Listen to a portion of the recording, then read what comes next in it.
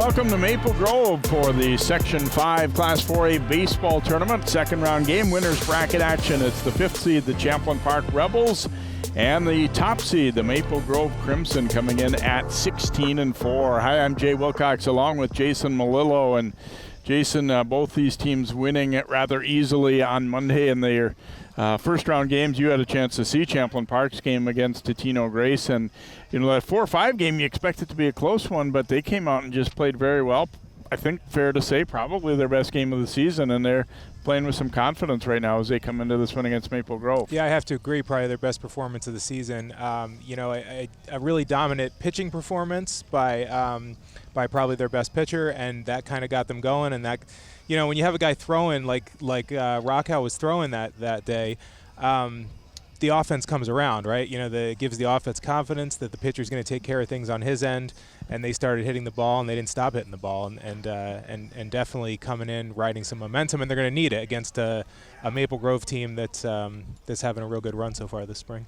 Yeah, 3 of the 4 first-round games were really not very close at all. Maple Grove had a combined no-hitter in their win against Irondale. We said Champlin Park Totino, you'd expect the 4-5 game to be real close. It was for a while, but ended up 8-0. The Osseo Spring Lake Park game was closer, and then Mounds, we had no trouble with Park Center Columbia Heights as well. So that brings us to the second round of the winner's bracket, and then the loser's bracket going on today as well, as a couple of teams will be eliminated. A couple will keep on playing into Friday. Champlin Park, of course, will get the bat first as the visiting team, as they're being introduced to the crowd here. And Rebels and Crimson did meet in the regular season. It ended up being an extra inning game, kind of a strange one. Very much a pitcher's duel for the first portion of the game. And then in extra innings, things really broke open. Maple Grove ended up winning it 6-5. And so, Champlin Park, fair to say they haven't been anywhere near as consistent as Maple Grove.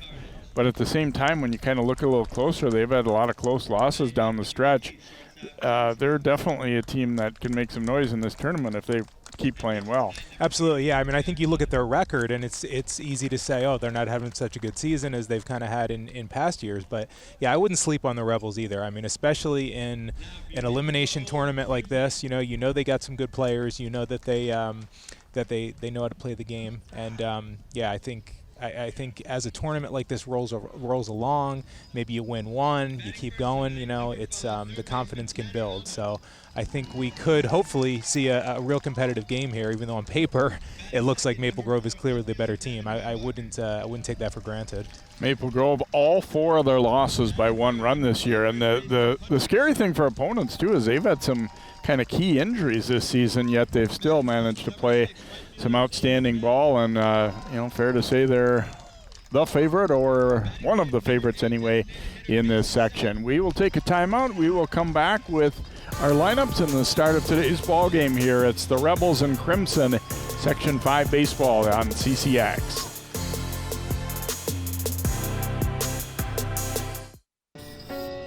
I'm a first-generation Filipino American. You don't always feel you're a part of the country you live in. It's this weird middle space sometimes that you have to live inside of. But when you meet others that are also living in that space, you'll learn to know that it's its own unique space too.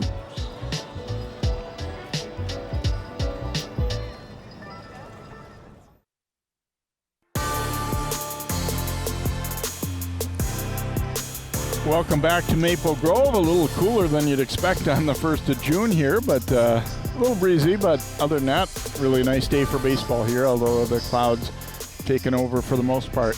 Champlin Park hoping to get things started early on. As you see, 67 our temperature, and as it always is here, we joke about it a lot, always windy actually here and Champlin Park's field. Champlin Park will have Jack Harris leading things off, the left fielder, then Justin Brooks at second. Andrew Rockow pitched the first game, playing first base here today. Justice Knight in center. Tyler Trombley catching. Ryan Oberstar at third base. Zach Zahalka in right field. Christian Backridge, the DH. And Joe Thoraldson, the shortstop, hitting in the 9 slot for Ryan Tome and the Rebels. And for Jeff Peterson and the Crimson defensively, we got Tanner Albeck at third base. Brian O'Dwyer at short. Kellen Riskadal at second base, Hunter Gerber at first. In the outfield, Devin Hornbacher, Jacob Kilzer, and Aiden McMahon.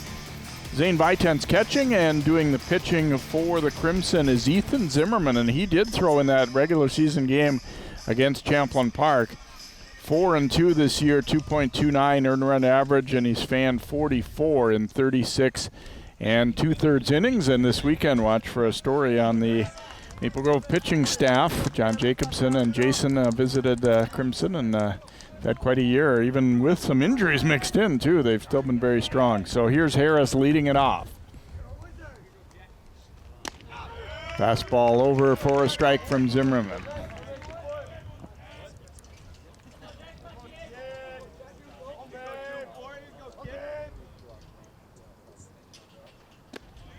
And 0-2.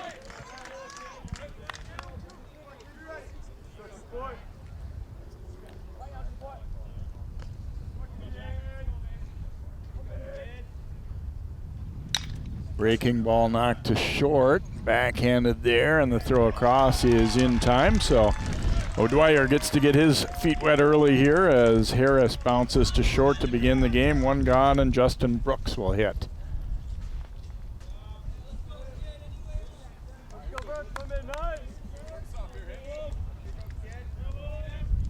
Even when you're a good team and you're a good pitcher, there's a little bit of nerves when you get that playoffs, and you kind of like, very nice feeling to get that first out of the way like that, I think. Brooks fouls it away.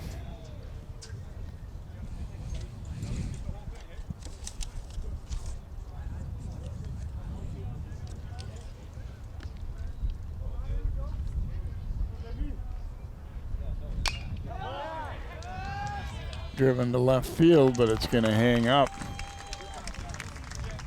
Pretty well hit ball there by Brooks, but well positioned was Hornbacher, so two gone. Didn't even have to take a step there. He took a little step back and snagged it. Perfect positioning.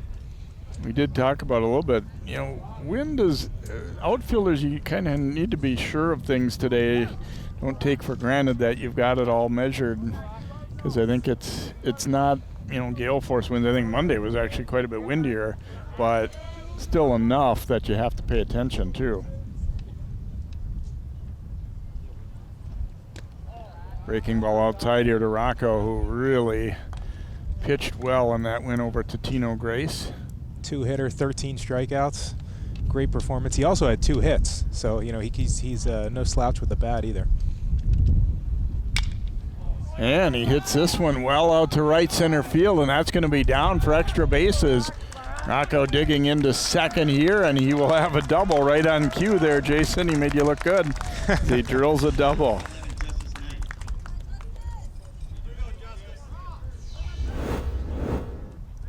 Really turned on that one. Sure did. Wind blowing in. I think hitting the ball, I'm not going to say there can't be home runs today, but it might be tough to get it out. But those kind of line drives might be your better bet today. Justice Knight, the batter now for Champlin Park. Fastball missing outside. Knight can turn on the ball too. He had a shot right down the line into the right field corner against the Tino Grace. And handcuff Vitense a little bit, but it's taken for a ball. 2-0.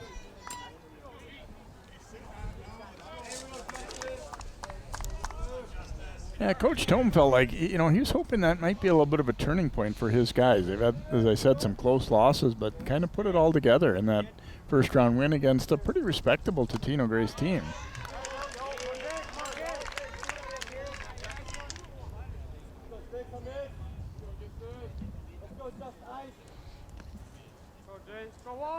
Two and one count here. And that curveball kind of got away from Zimmerman a little bit. 3 balls and a strike, so he got the first 2 hitters and then gives up a double and now falls behind in the count to Knight here.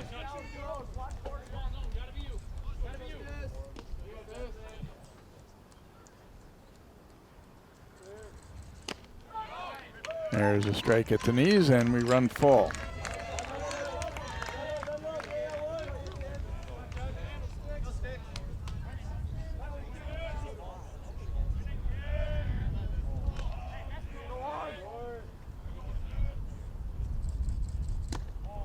And that's outside, and Knight will work out a walk.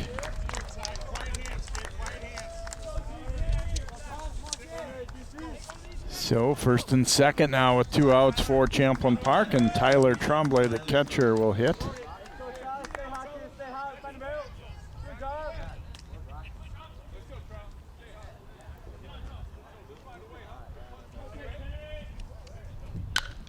Hits it hard up the middle, and that'll be down for a hit, but they're going to have to hold the runners. Throw coming all the way through, and I think a good hold there. Kilzer wasn't playing especially deep, and he got a good break on that. So good news for Champlin Park is they get a solid single. The bad news is they're not able to score the run, at least yet. Yeah, I think Rockow might have been done at home there in that throw by Kilzer. That was a nice toss. Yeah, it was actually kind of a situation where he hit it a little too hard. It didn't take long at all to get to the center fielder, Kilzer. Trombley, though, continuing to swing the bat well. He had a couple of hits, couple RBIs against Totino, so his confidence growing here in the postseason as well. They send a courtesy runner out there for Trombley, the catcher at first, Brody Olson. So loaded up here for Champlin Park after their first 2 hitters were retired, and now Ryan Oberstar, the third baseman, hitting as they try and strike early here against Zimmerman.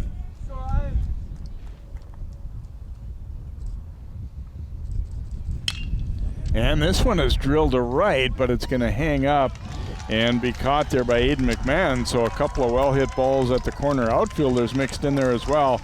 Champlin Park threatens but doesn't score in the first. No runs, 2 hits, no errors, and they leave the bases full. So Champlin Park does come up empty, although not a bad offensive inning overall for them. After a half inning, it's Champlin Park nothing, and Maple Grove getting set to come to the plate for the first time here today.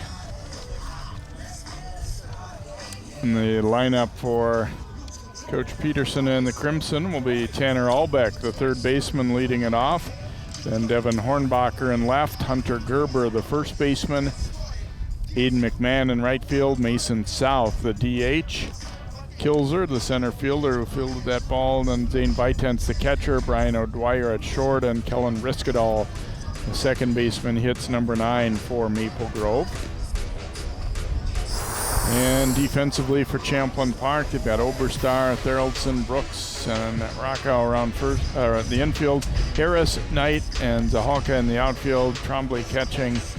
And doing the pitching for Champlin Park today is Jack Loven, the junior right-hander, and of course his older brother Max was a pretty good one for the Rebels and pitching at North Dakota State now, and did a piece with him back a few years ago and was really an impressive pitcher. And Jack has come on later in the season, especially. Coach was saying that, he said, yeah, he's kind of probably settled in to be our number 2 guy right now, and hence getting the start in the second playoff game.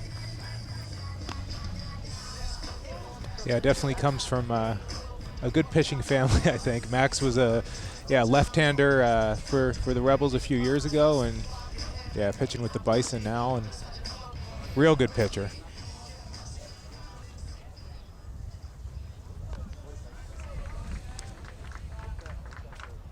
Look at the number of fans on hand here for this one, and pretty good crowd. Yeah, it is. It's nice to see. It's an afternoon start and on a home park, but Tanner Albeck stepping in. Tanner hitting .302, a .421 on base percentage. A little bit of pop too. He's got a couple of doubles, couple of triples, and a couple of home runs. Also, if he gets on, of note, 14 for 14 stealing bases.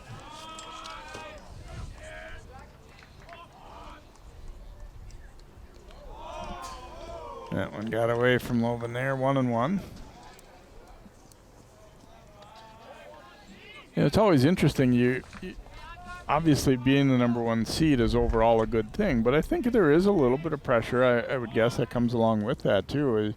They've had such a good season that for Maple Grove, they're kind of the expectation is that maybe we're going to be in the state tournament, but you have to go out and get it done. And as we've talked about through the years, I think in baseball probably more than most sports, there's a lot of variables that come into it. The quote-unquote best team doesn't always win these section tournaments.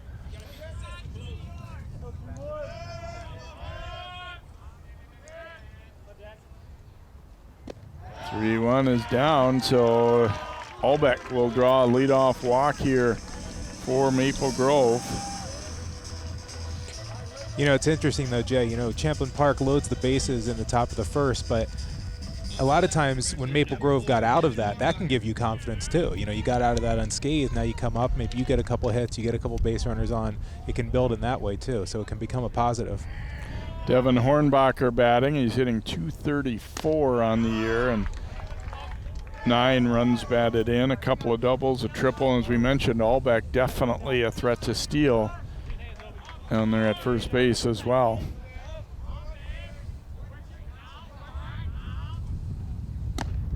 There's a strike.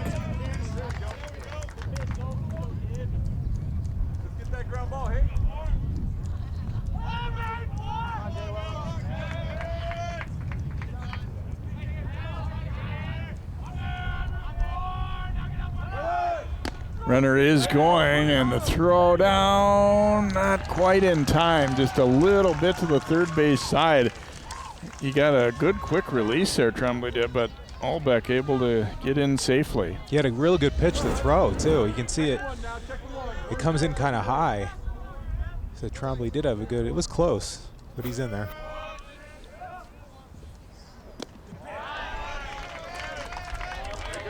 Takes that one low for ball 2-2, so always a nice thing to, you don't have to give up an out to get that guy into scoring position if you got a base stealing threat like that.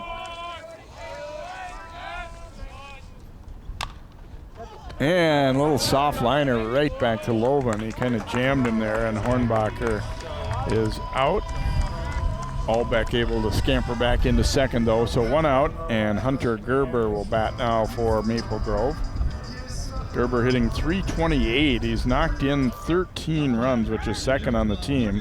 8 doubles, 1 home run.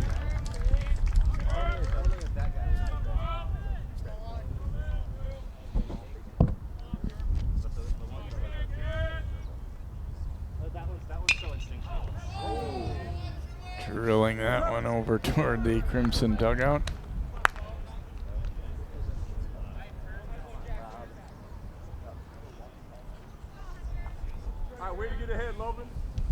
Maple Grove back in Section 5 for the first time in a while. I mean, to me, this has kind of been their traditional home and where they belong, but the high school league had bounced them around a little bit. Runner is going. It'll be a throw to third, and that one blocked, but no chance on the out there. Oberstar gave up his body, took that one in the midsection to keep it from going into the outfield, and Albeck not only steals second, but steals third as well.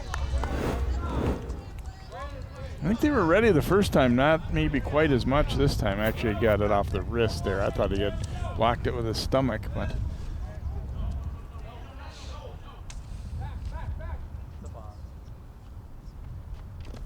Ooh, good stop there by Tremblay, as Albeck has definitely gotten Loven's attention down there.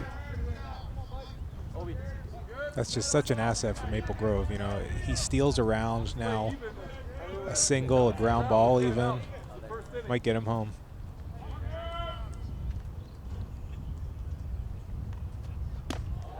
Left that one up high, and it kind of gets in the pitcher's head a little bit too, and not even just the pitcher, but the catcher, I think too.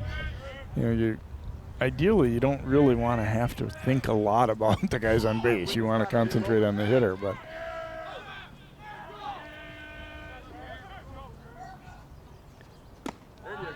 Two pitch missing away, so 3-2. Gerber battling back to go to a full count here.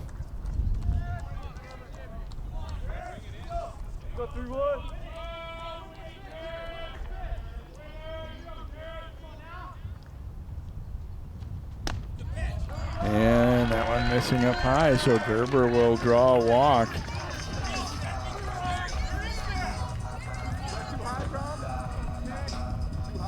Aiden McMahon will bat here for Maple Grove. McMahon, .353 average this year. Hasn't played all that much, coming back off injury. And a couple of runs scored, 5 driven in. And a great football season.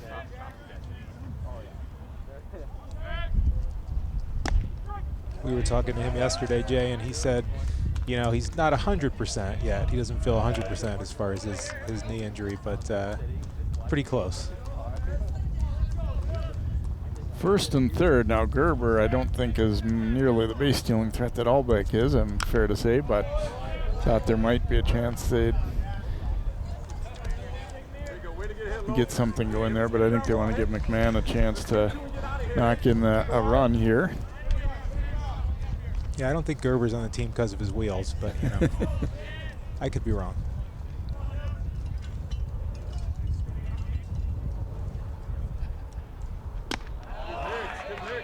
Up and in with that one is Loban, a ball and 2 strikes. So both teams getting some runners in the first inning. Champlin Park ended up leaving the bases loaded. Maple Grove has runners at the corners and 1 out here.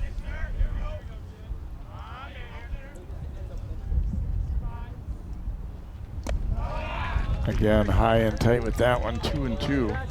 A lot of times these kind of games really come down to, you know, do you take advantage of the chance you get? It isn't so much about the quantity of base runners, it's do you string things together a little bit. And a third straight, that's high and inside, so 3-2 here to McMahon. Mason South waiting on deck.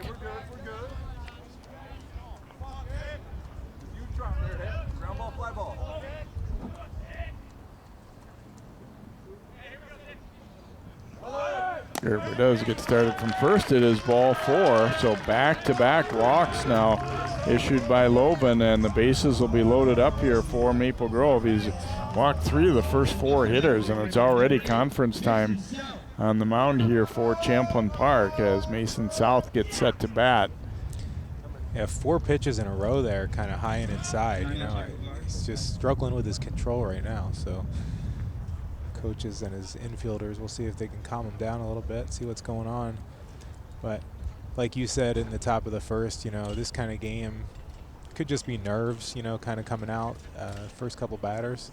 If he can settle in and kind of find his rhythm, he should be okay. But now he's in a tough situation. With Mason South coming up, another standout football player for the Crimson who also plays on the baseball team.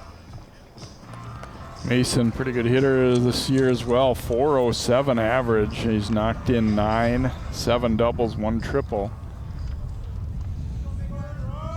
I guess the good news, if there is any for Champlin Park, is of course there's a force anywhere now. But Loban trying to find his control and find his confidence right now. The problem is now, does he take a little off it to try and get it in there, and then does South jump on something like that? So we'll see how that plays. Swings at the first pitch, fouls it back.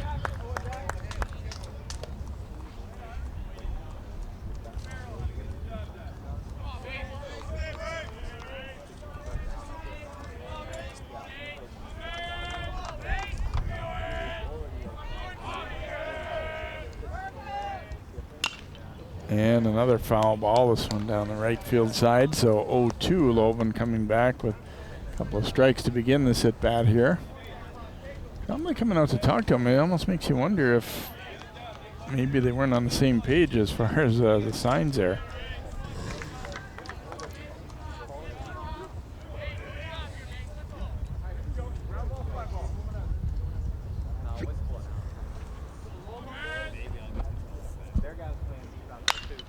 And drilled out to left center field. This one is to the fence. It'll score at least 2. They're going to send that third runner home as well.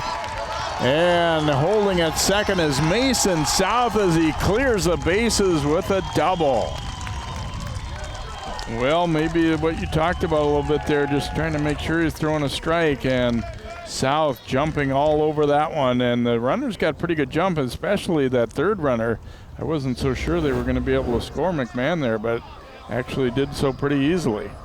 Well, you know, he had a good hack at the first 2 pitches that he fouled off, and then this one he just crushes to the gap. It's a one-hopper off the fence.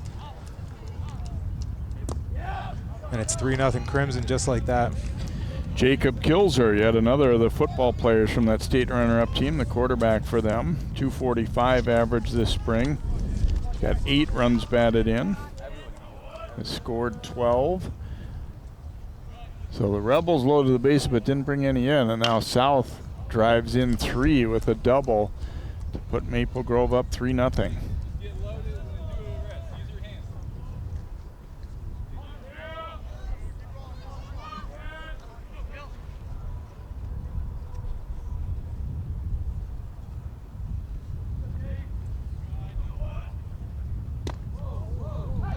Left that breaking ball inside, 2-1.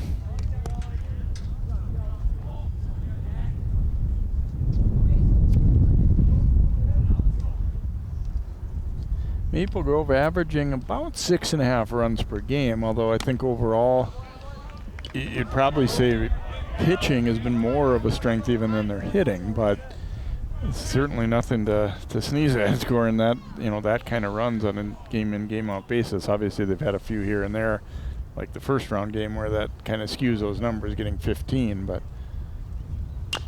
high chopper, going to be a tough play.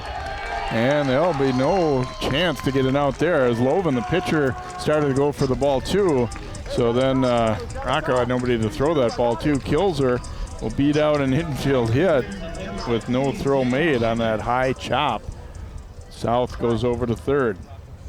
So those are kind of a tough break there a little bit for the pitcher. You get a guy to, not really hit the ball very hard, but then you see some indecision, and at that point, no chance to get an out. Yeah, those are the kind of plays that can kind of frustrate you and get you in a bad frame of mind. Rebels just need to shake that off and try and get another out here. Zane Vitent stepping in here for the Crimson. Takes a first pitch over for a strike.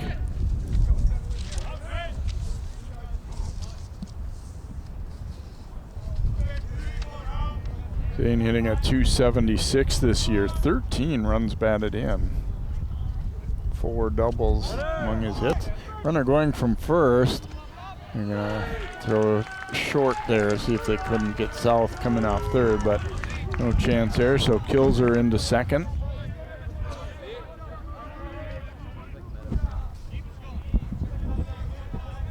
Still just 1 out too. Vitent's a good RBI opportunity. They're already up 3-0.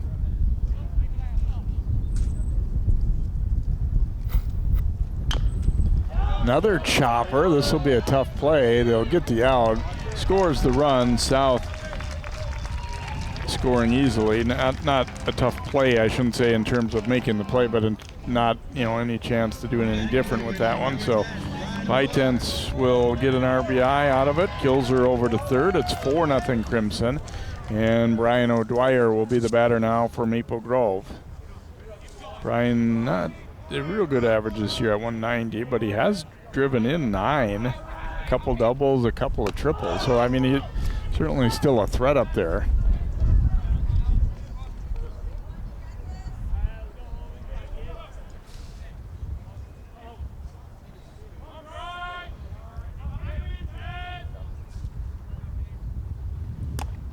Cut and a miss. Here's where Maple Grove, you want to be greedy. You say, well, okay, we've already got 4, but as long as we've got a guy to third, let's get that last one across too.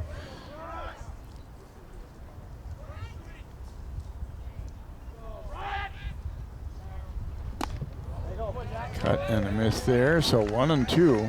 Yeah, I think in games like this, Jay, your motto is kind of never enough. You want to score as much as you can, give your pitcher as much of a cushion as possible. And there's a called third strike. O'Dwyer down looking, but the Crimson do get 4 runs in the inning on 2 hits, and no errors. They leave 1. After an inning full, it is 4-0 Maple Grove here on CCX.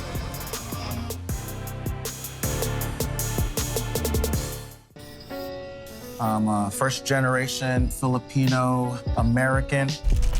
You don't always feel you're a part of the country you live in. It's this weird middle space sometimes that you have to live inside of. But when you meet others that are also living in that space, you'll learn to know that it's its own unique space too.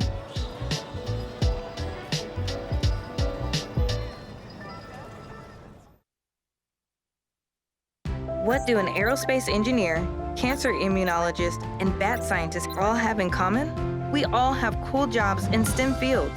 Whether it's building robots or learning to code, girls everywhere are finding their passion for science, technology, engineering, and math through positive role models and mentors. So dare to dive in, get connected, and explore. You never know what your future may hold. Learn more about these and even more cool jobs at shecanstem.com.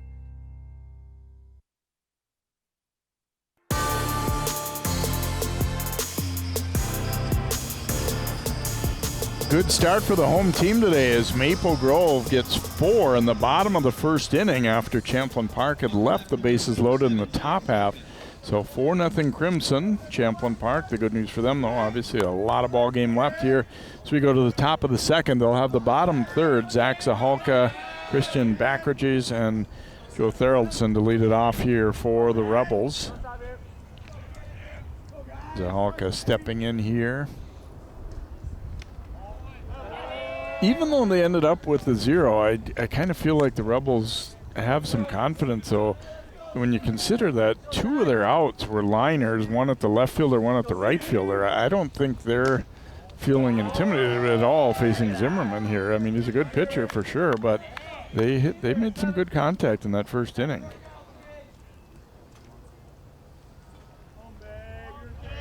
Of course, the Rocco double, part of that mix as well. So 2-1 count here. Yeah, I don't think it's usually as concerning. You know, if you're striking the ball like they did in the first, but you're just hitting it right at somebody, you probably feel a little better than if you're just making soft contact.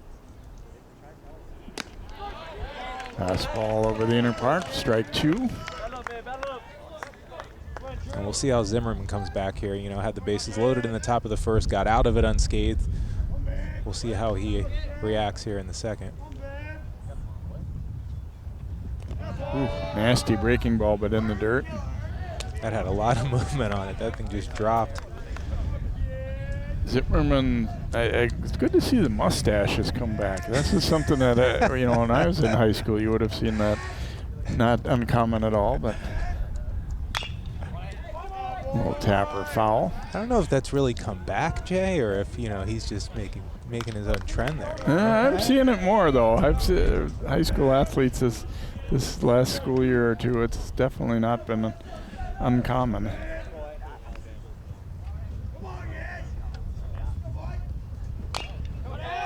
Chopper here, cut off at third, and they'll get the out. Nice play. Yeah, nice work there by Allbeck to get to that one. If it was shortstop's ball, I don't think they were going to get an out, but Allbeck able to cut in front and make the play.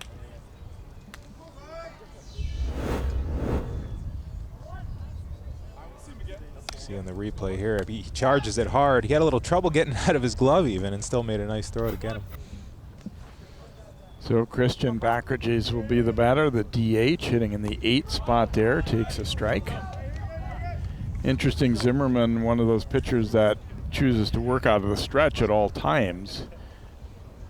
Become more common, I think, although guys who, you know, are starting a fair number of games generally don't do that. Hit to right field, but again it's going to hang up. And Aiden McMahon able to make the catch, so 2 gone.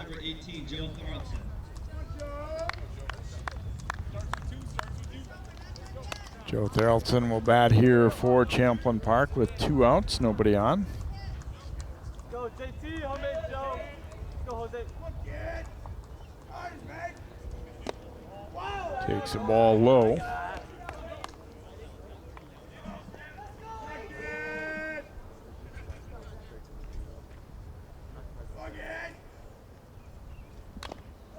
Didn't mean to swing there, but fouls it away.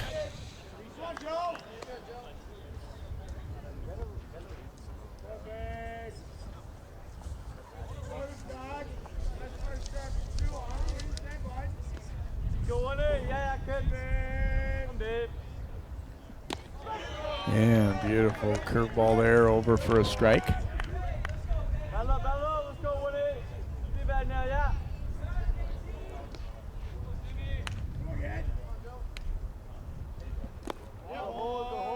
Another sharp breaker there, but he laid off it.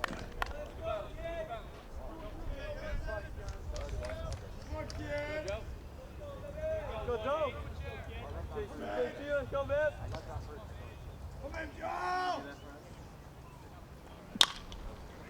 And knocked to the right side. It is knocked down, but no chance for a play there. Good hustle by Riskadal to get to it, but Thoraldson will have himself a 2-out hit. And Jack Harris will be the batter here for Champlin Park.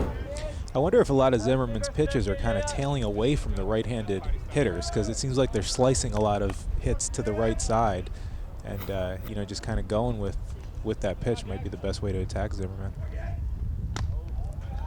Breaking ball hangs up high there. Harris bounced to short. His first time up. Go 2-4.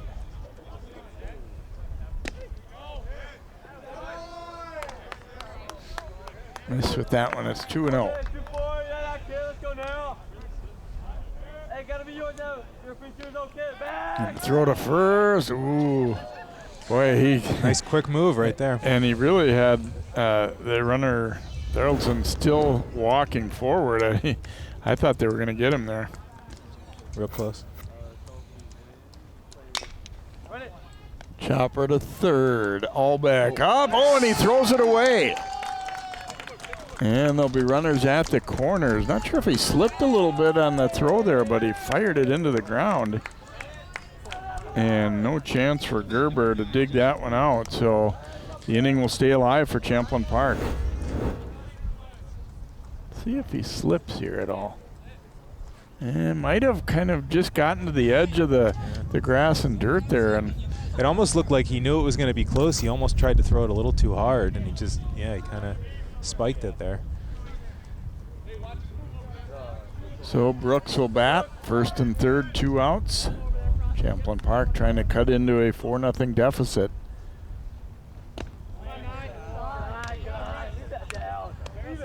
Ball one there.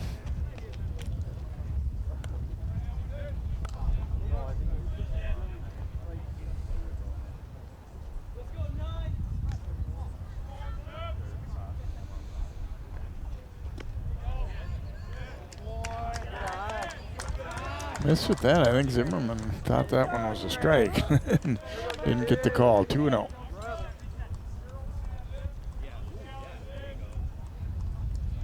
Gonna throw to first here. It's a real good pickoff move he's got, real quick.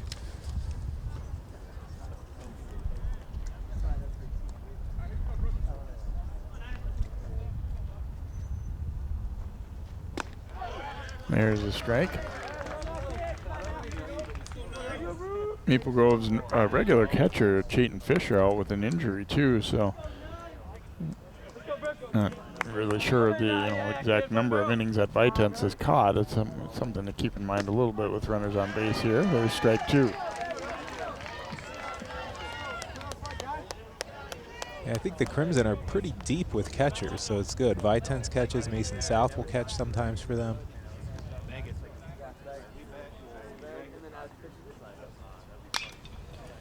Pounded to third. They'll give Allbeck another chance, and this time right on the money with that one, so they overcome the error. Rebels in the second, no runs, 1 hit. There was 1 Crimson error and 2 left on. We go to the bottom of 2. It's 4-0 Maple Grove.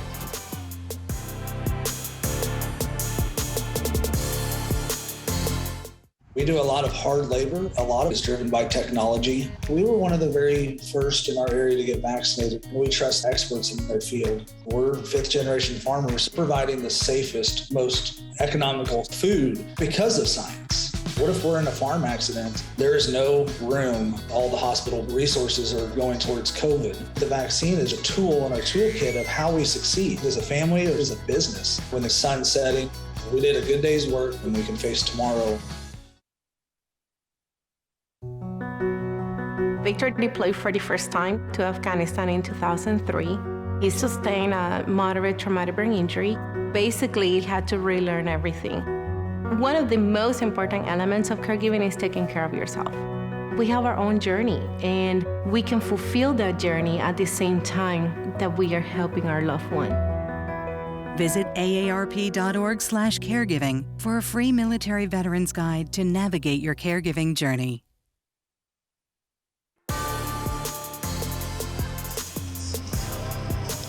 There's Jack Loven taking his warm-up tosses for inning number 2 here for Champlin Park. He had a rocky start. He walked 3 of the first 4 hitters, and they all came in to score on a booming double by Mason South. So the Crimson got 4 off him. He'll try and bounce back here. He's faced the 9, 1, and 2 hitters here in the bottom of the second. So Kellen Riskadal leading it off here for Maple Grove. He is just had 8 at-bats this year, 1 for 8 as a hitter. Promptly knocks one down to short. And the throw across is in time there from Theraldson, so 1 gone here in the second. And Tanner Albeck will be the hitter.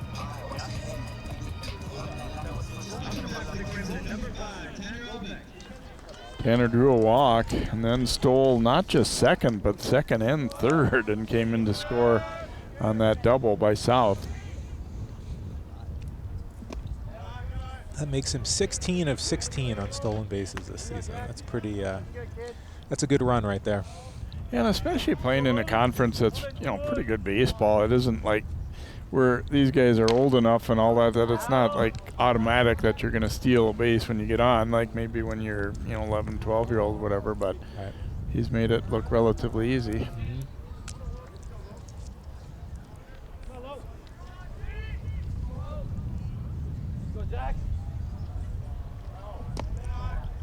Breaking ball just missing there from Loven.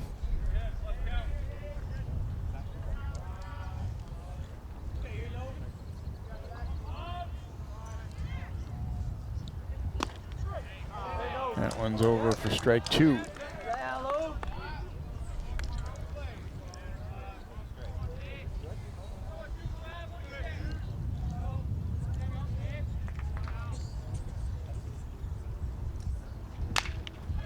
And that one knocked through the left side for a base hit. Albeck will be aboard here with 1 out, and you better believe the Rebels are keep an eye on him over there after seeing what he did the first time. Then Devin Hornbacher will bat.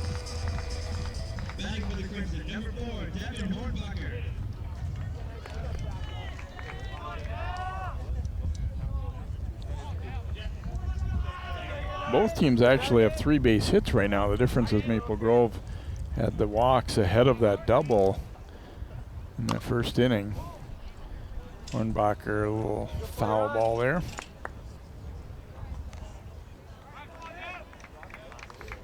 Devin had a little soft liner right back to the pitcher in his first at bat in the first inning.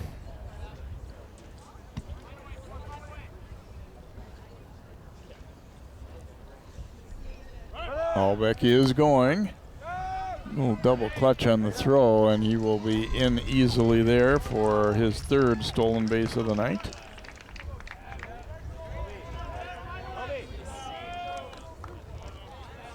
Good news, though, it was a strike for Loven.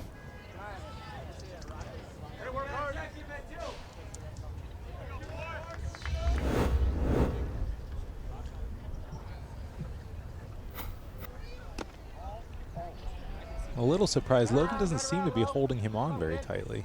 He wasn't at first when Albeck was at first.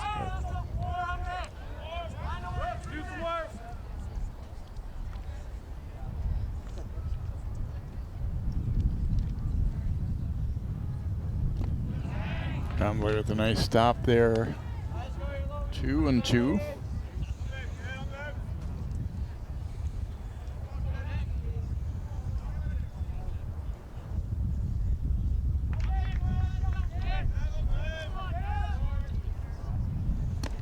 And a swing and a miss. He's able to throw the fastball past him for out number 2. Second strikeout of the game for Loven, and now Gerber will hit. I don't think he got the location that he was expecting there, and he kind of had a defensive late swing.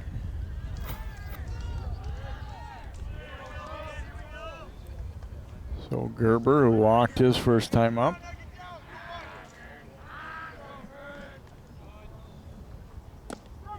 Starts him with a curveball over for a strike.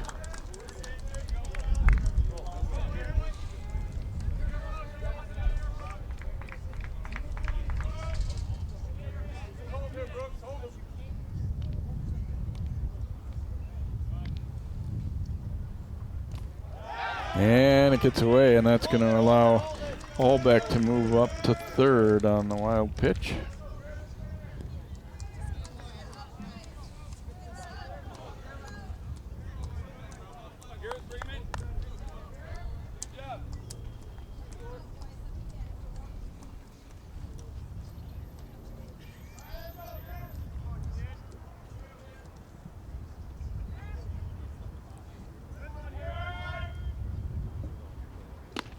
Breaking ball over for a strike, and it's 1-2 now.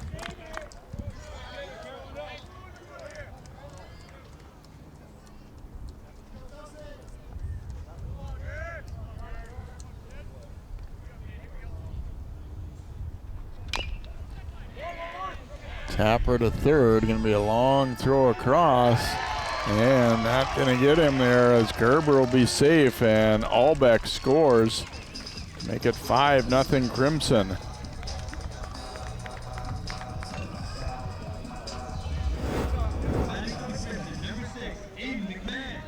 Oberstar fielding that one behind the bag there, and then the throw across pulls him off. I think I'm going to say hit though anyway. It was not clear that that was going to be an out, even if the throw is right on. McMahon fouling this one back and out of play.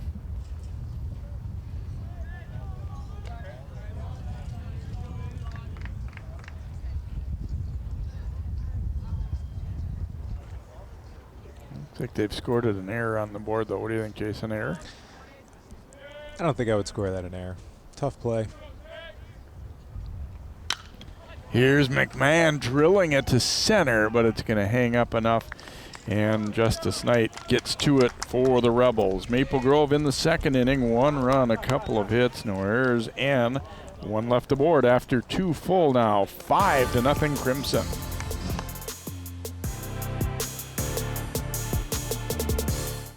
CCX Media is the first place you go for local news and sports. But did you know you can sign up for those stories to go straight to your inbox on our website? Simply go to ccxmedia.org. Click on the subscribe button, and from there choose which notifications you want to receive. Then we'll send your favorite CCX Media news, sports, and city events straight to your inbox. Sign up now at ccxmedia.org.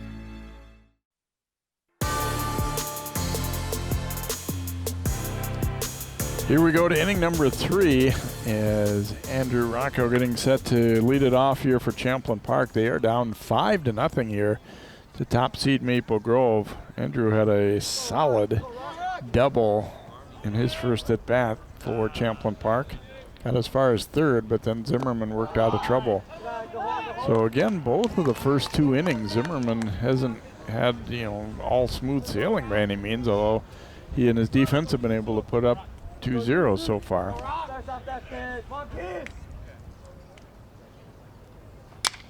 Rocco will have himself another hit as he drops one into left field. 2 for 2 today. Didn't hit that one nearly as hard, but still good solid contact enough to pop it into the outfield. Yeah, and you feel like, Maple Grove, are you kind of playing with fire, putting runners on every inning, you don't want to do that. You'd like to just have, I'm sure Zimmerman would like to have just a 1-2-3 inning, but he's going to have to work out of another one here.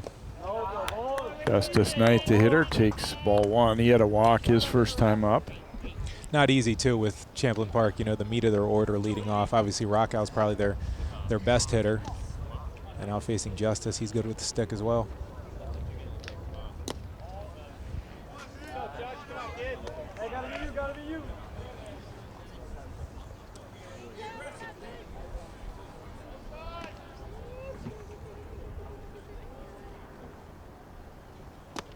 There's a strike. I think the fact that these teams just played 2 and they're so close together, I don't think there's any of that kind of like awe factor, if you will, playing the number 1 seed, because it's just another opponent that they're used to playing.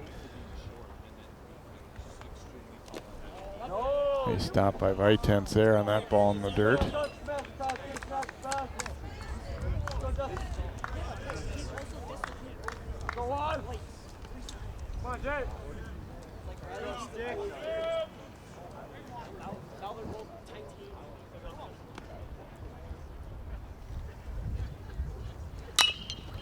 Chopper up the middle.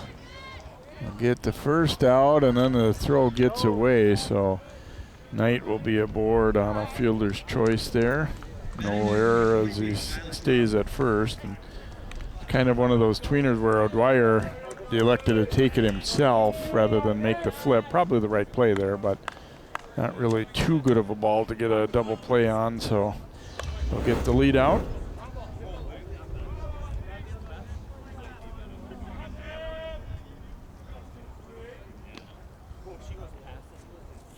Tyler Trombley, the batter now for Champlin Park.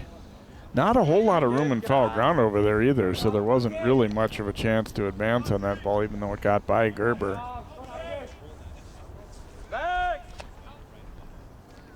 Again, that quick flip to first.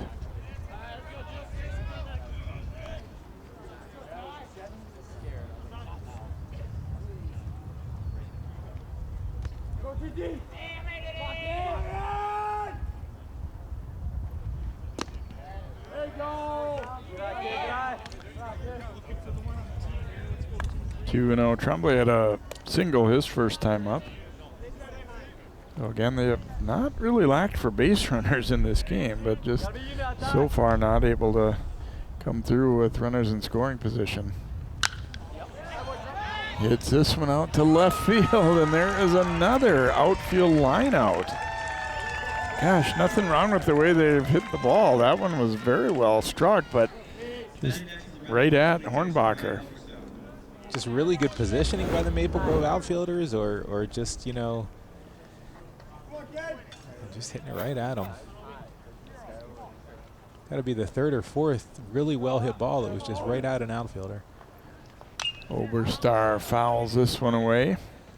He hit one of those pretty nicely hit balls right at the right fielder his first time up. Yeah, you have to kind of feel like eventually, you know, the things will even out and those might fall in if you're the Rebels, but runner is going. Vitent's throw down is in time.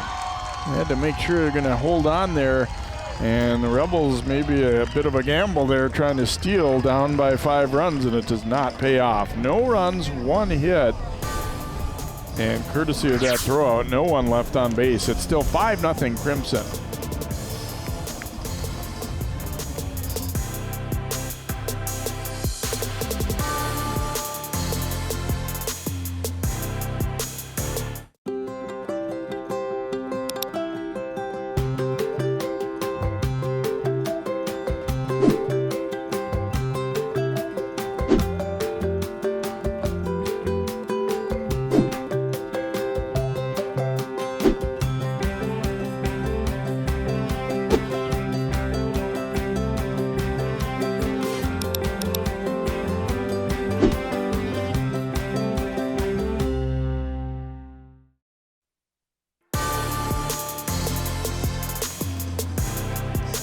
Welcome back here to Maple Grove along with Jason Melillo. I'm Jay Wilcox. Crimson leading Champlin Park 5-0 here as we get set for Mason South. Jacob Kilzer and Zane Vitens to hit in the bottom of the third here for Maple Grove. They scored 4 in the first and then added 1 more in the second. Rebels have had plenty of runners so far, but not able to come through and put anything on the board just yet. Mason South steps in after having the biggest hit of the game so far, a bases loaded double that cleared the bases, drove in 3 out to the fence in left field.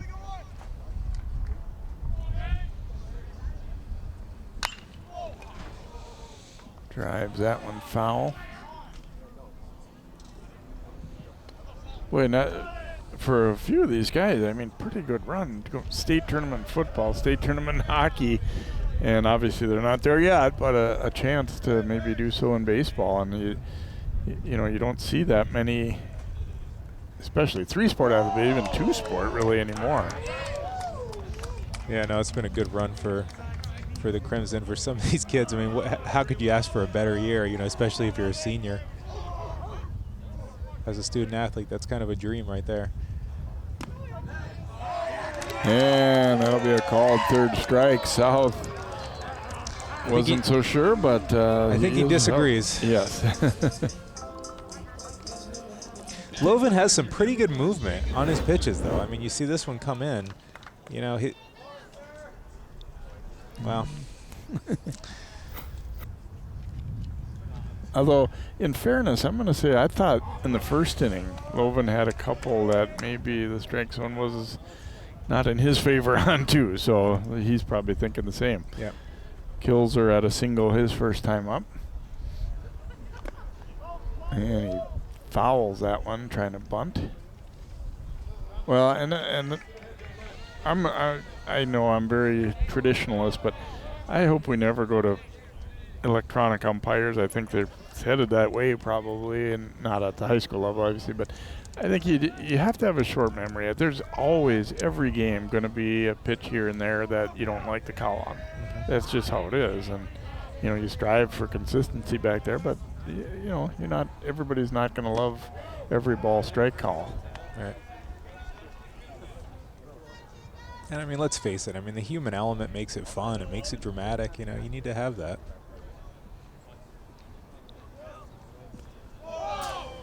That one short of the mark. 2 balls and 2 strikes. Of course, when you only get to come up 3-4 times in a game and one of them has a strikeout that probably shouldn't have been, it's easier said than done to just kind of shrug that off. But here's a chopper up the middle.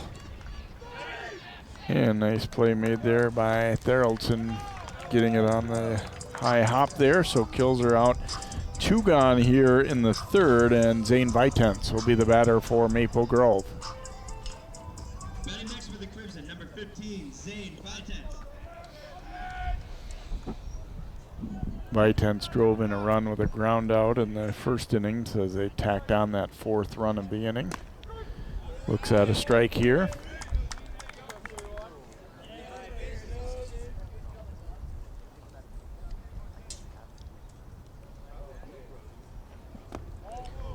Vitens will do some pitching for Maple Grove too, once in a while. He's pitched a couple innings here late in the season.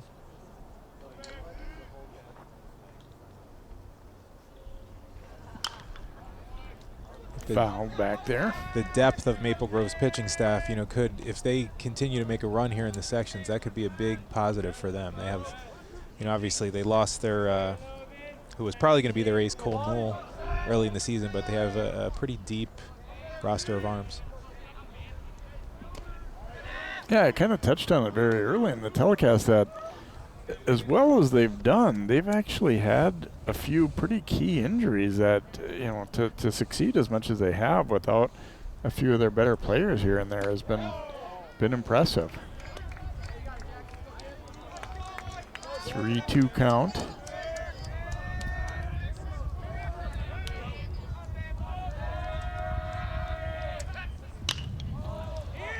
Popped out to short right. Ooh, and a nice catch. Rockow getting back to make the grab. So, in contrast to the first couple innings, a 1-2-3 third worked by Loven. After 3, it is 5-0 Maple Grove here on CCX.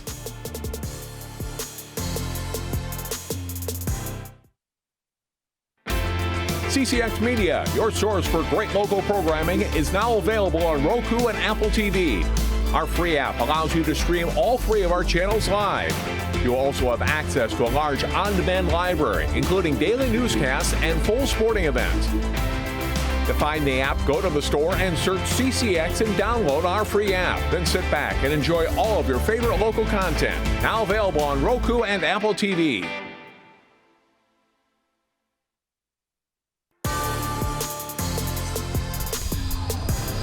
Welcome back. 5-0 Maple Grove. There is a look at Ryan Tome, the Champlin Park head coach, and kind of an interesting scenario when he got the job right about the time when they break out of something called COVID-19.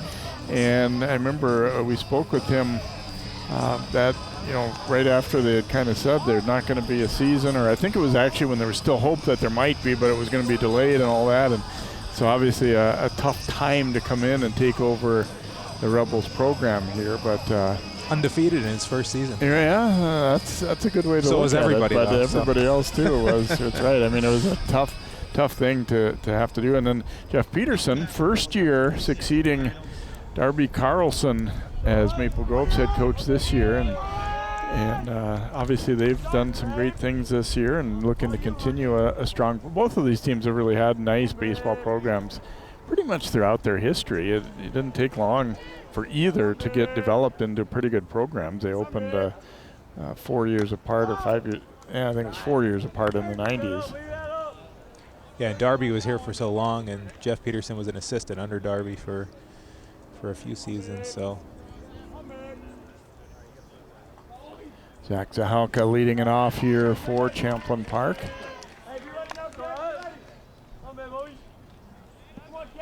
He bounced to third his first time at the plate here for the Rebels.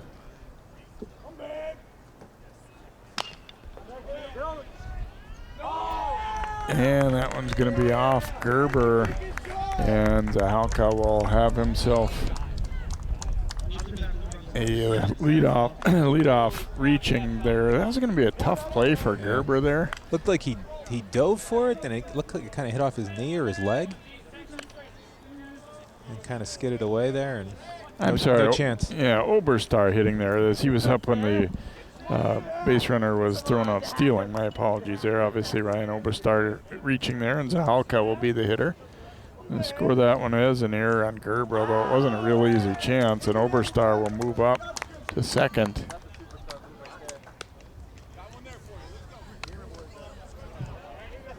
So Zahalka bounced to third, his first time up.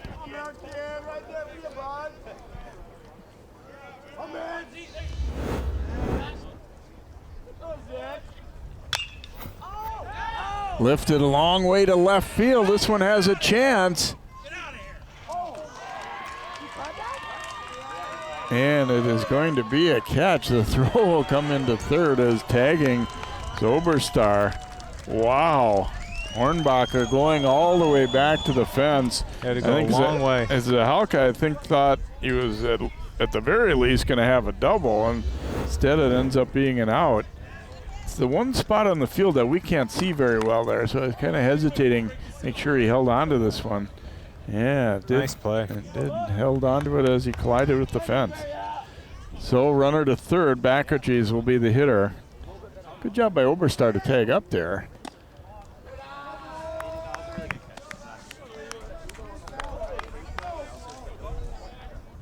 Hornbacher looked like he was tracking that ball the whole way, but he wasn't sure where the fence was.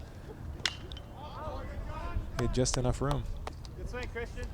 Yeah, some pretty good outfield play by the Crimson. There have been a few catches that were not that easy. That one going over his head, but then the earlier one that he caught that was kind of a low liner, I thought was a difficult play too. Tap fouled on the third baseline there. And by the way, we saw Hornbacher also going mustache look there. So you're right, it's a trend.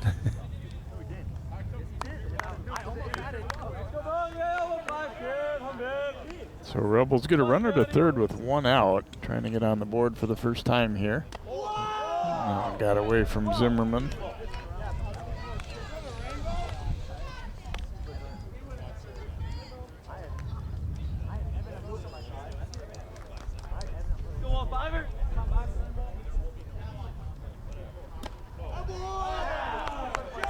Way outside there, so count will run full.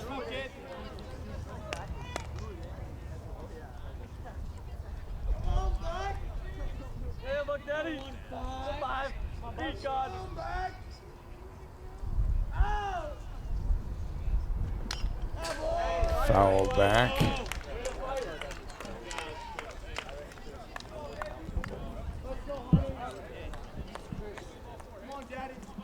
Crimson, of course, keeping the infield back here. They'll trade an out for a run here on a grounder. With this score, that's the obvious play to make.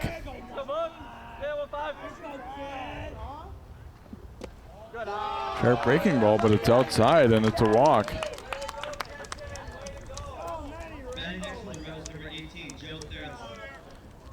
So we'll have runners at the corners now for Joe Thoroldson, the shortstop. Jeff Peterson will come out to have a word with his pitcher.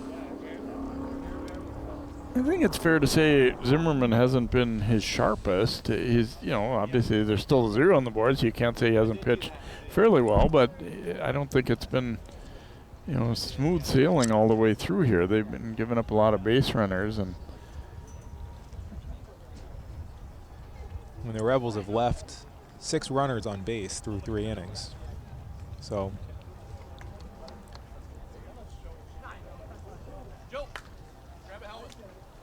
could be a little bit of a defensive talk here too with, runners at the corners, like what do we do if that guy does go?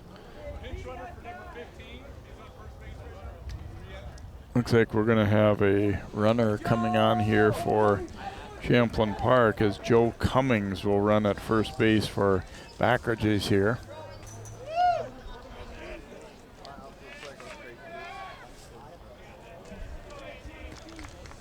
So you have to assume that Joe is probably in there because he can run a little bit, and see what they do here.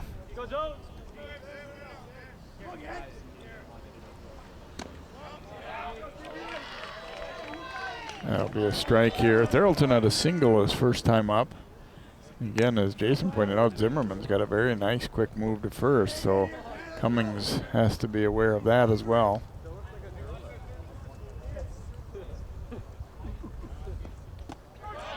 Breaking ball over for strike 2.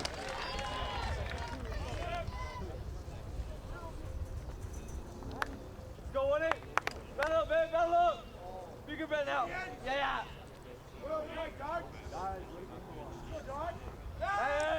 Here's a throw to first. Stay on the base. You still got it.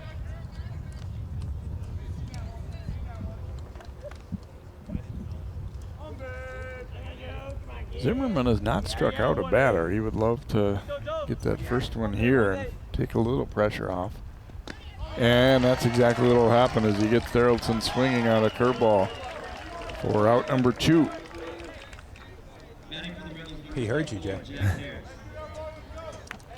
Harris will be the hitter now for Champlin Park as they want to not continue to leave runners on. They didn't get much of a good hack at that one. I think he was fooled. There's a fastball over for a strike.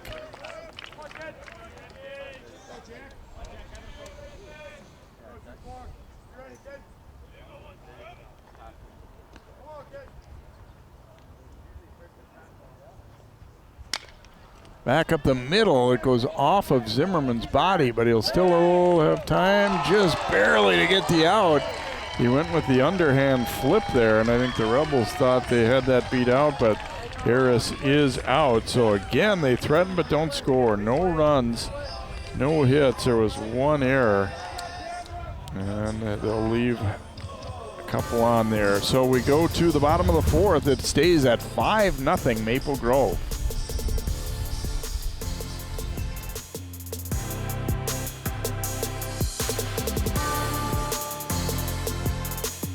We do a lot of hard labor. A lot of it is driven by technology. We were one of the very first in our area to get vaccinated. We trust experts in their field. We're 5th-generation farmers providing the safest, most economical food because of science. What if we're in a farm accident? There is no room. All the hospital resources are going towards COVID. The vaccine is a tool in our toolkit of how we succeed as a family or as a business. When the sun's setting, we did a good day's work and we can face tomorrow.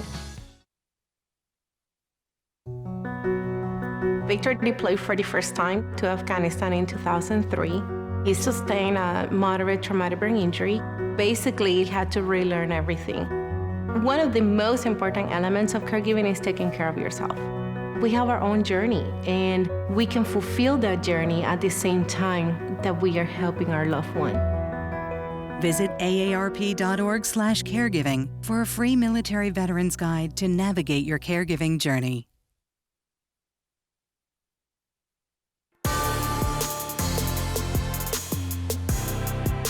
Must be a big game if Leafy is here. As Maple Grove leading it by a score of 5-0 as we go to the bottom half of the 4th. And kind of a strange game, though, Jason. It feels closer than that score, just with all the runners that Champlin Park's had. But at the same time, if you're Maple Grove, you do give them credit for getting out of those innings, even though they gave up some runners. Yeah. They all have, both teams have put a lot of runners on, and really Maple Grove got the one big hit, the 3-run double by Mason South. And that's the difference right now, really.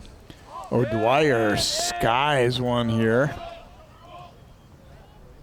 And sticking with it there nicely was Brooks. So one gone here in the fourth. Yeah, Loven had by far his best inning in the third there, as he had a 1-2-3 inning. It's the only 1-2-3 inning we've had in the game, and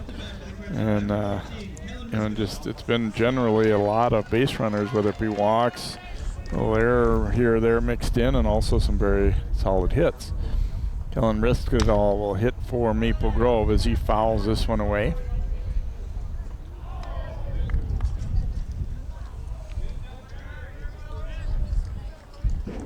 Loven, a junior for the Rebels, and it's knocked down to second, takes a nice big hop there, and Brooks makes the play.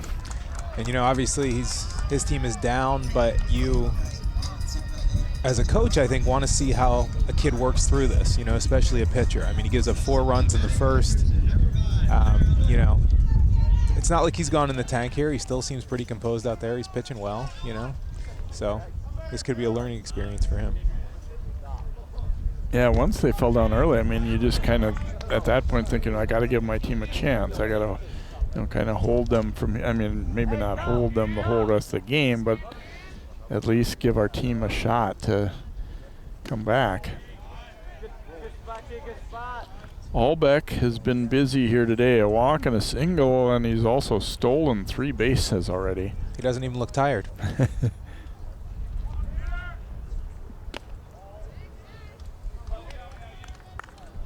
Albeck, another of those football guys.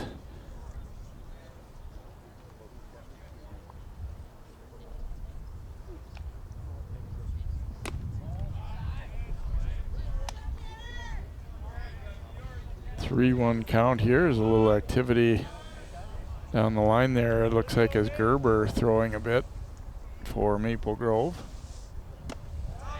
High and tight, and Albeck will walk for the second time in 3 plate appearances. Hornbacher will bat.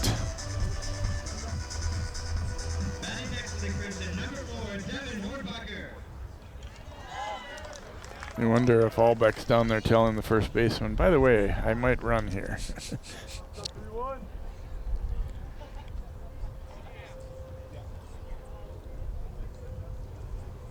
Not going on the first pitch.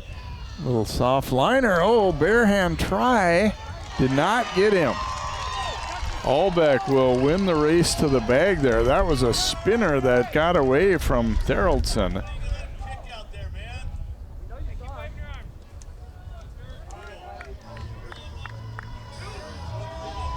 It's just one of those weird plays where it bounced around.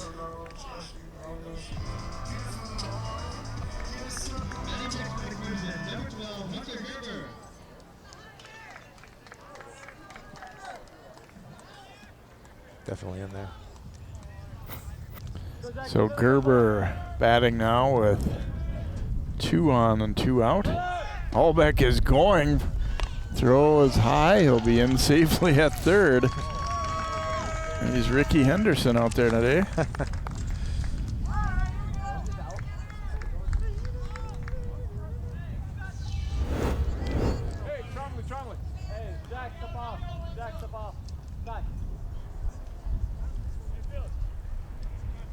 Albeck got a good read on that, and a lot of pitchers, I would say, including Loven, don't really like to hold people on second that much. I mean, it isn't as natural a thing as when you turn and wheel and throw to first. So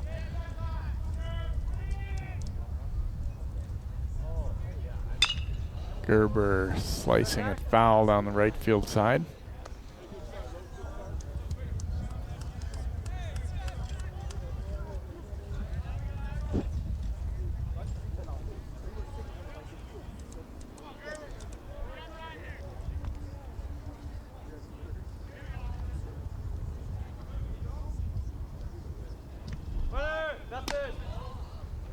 Right inside there, Hornbacher bluff going.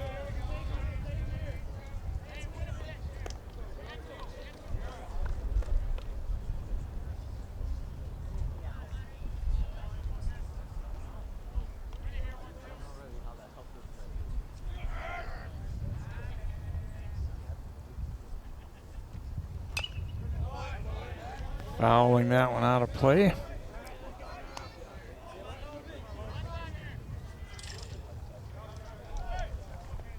Let's get this last one to go ahead, eh? Let's get that ground ball.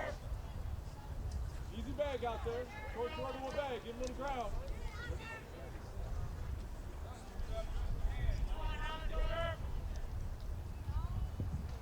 One-two pitch, knocked down to short, and nice play that time. Good recovery by Theraldson as they'll get the force play at second. So the Crimson threaten but don't score in the fourth. No runs, no hits. There was one error. As they go through 4 innings, it is 5-0 Crimson in the Section 5 tournament.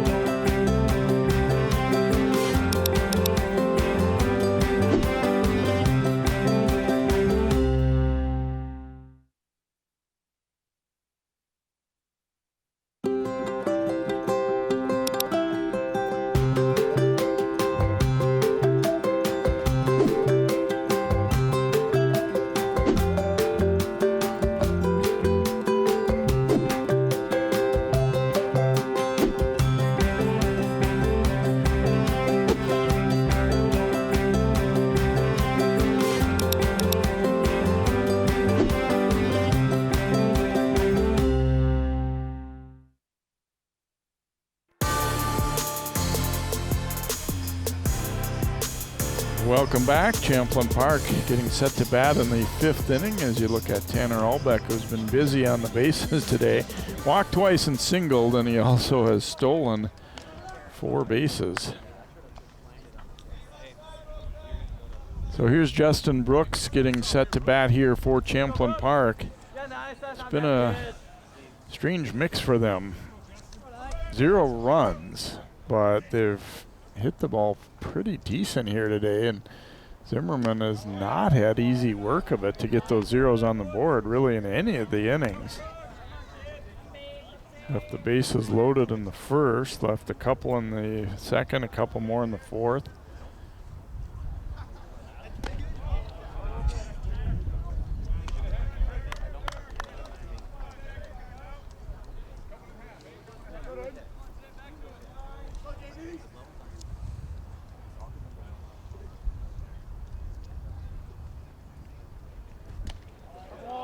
They outside with that one, and it's 3-0.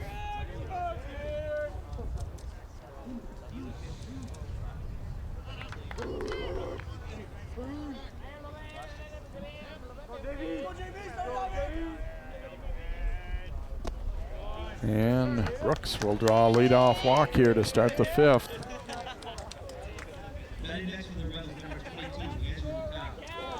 Rocco will bat here, and Coach Peterson is coming out. Yeah, you got to wonder if Zimmerman was kind of on a short leash here, and it looks like they're going to. Yep, Gerber is coming in. Yeah, he was loosening up down there, and then he's going to move over from first base.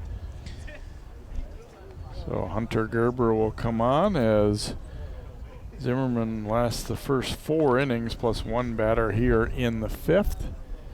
So a pitching change. We'll take a break and come back. Maple Grove leading at 5-0 as Hunter Gerber comes on in relief.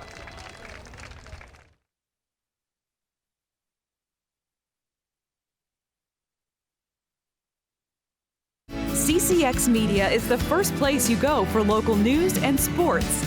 But did you know you can sign up for those stories to go straight to your inbox on our website? Simply go to ccxmedia.org. Click on the subscribe button, and from there, choose which notifications you want to receive. Then we'll send your favorite CCX Media news, sports, and city events straight to your inbox. Sign up now at ccxmedia.org.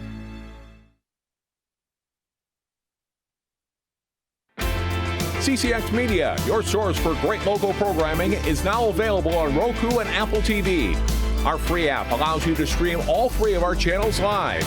You also have access to a large on-demand library, including daily newscasts and full sporting events. To find the app, go to the store and search CCX and download our free app. Then sit back and enjoy all of your favorite local content. Now available on Roku and Apple TV.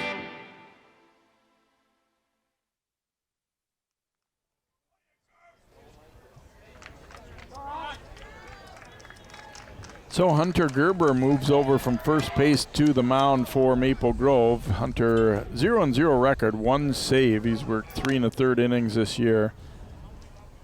No hits allowed, has walked 2 and fanned 5. ERA of 0. As you get a look at the updated defense, Mason South now behind the plate. Vitens moves from catcher to first, and then Gerber coming to the mound, of course, as Rocco steps up. He was 2 for 2 against Zimmerman, which might have had a little bit of impact on the hook there given as well. I think that definitely has something to do with the timing. So Zimmerman, again, a mixed bag. You can't ever apologize for putting up zeros in a playoff game like this, but I don't think it was his sharpest outing either. I'm sure he would say the same, but still, effective for the most part. Yeah, he had to work pretty hard to keep those zeros up there through this part of the game, but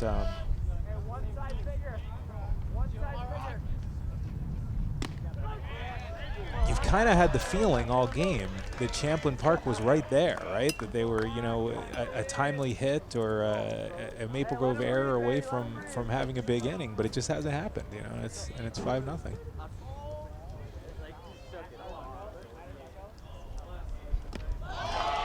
Got in a miss, and get the strikeout, so it looks like a good move on the first batter anyway, as Rocco had pounded 2 hits and now strikes out.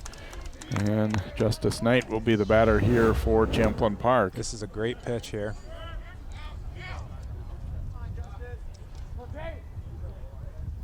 He sits Rocco down for the first time today. Fouled away there by Knight, who has had a walk and then reached on a fielder's choice last time out.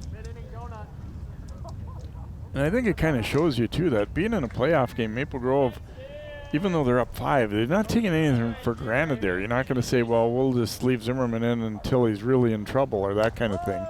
You're playing proactively here, saying, what, let's nip any trouble in the bud. And you can't count on winning a game even when you're up 5-0 in the 5th.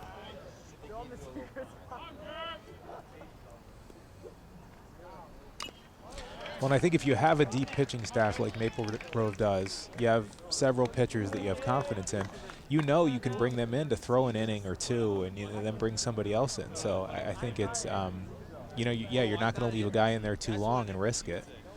That's a good point. You're not bringing Gerber in with your fingers crossed, just hoping that he'll throw well, because they do have confidence that he can, and the others as well. I think this is going to be a swing. Yes, it is. And Knight will go down on strikes.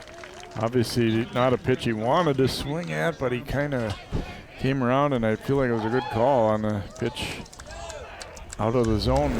Not able to hold himself up. Tries to hold up here, but... Yeah, bat came through the zone there, so Trombley will be the batter here for Champlin Park.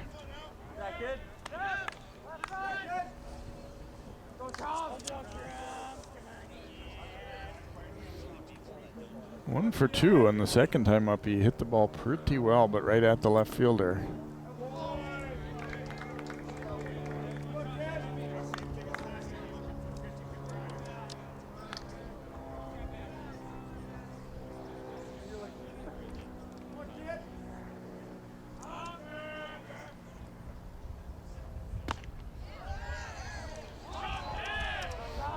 Crimson fans turned to groan there. They thought they had a strike, but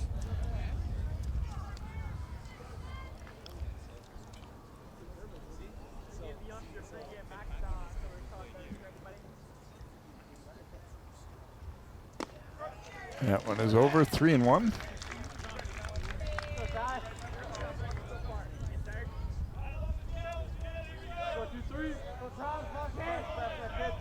Brooks aboard at first with 2 outs here for the Rebels in the top of the 5th.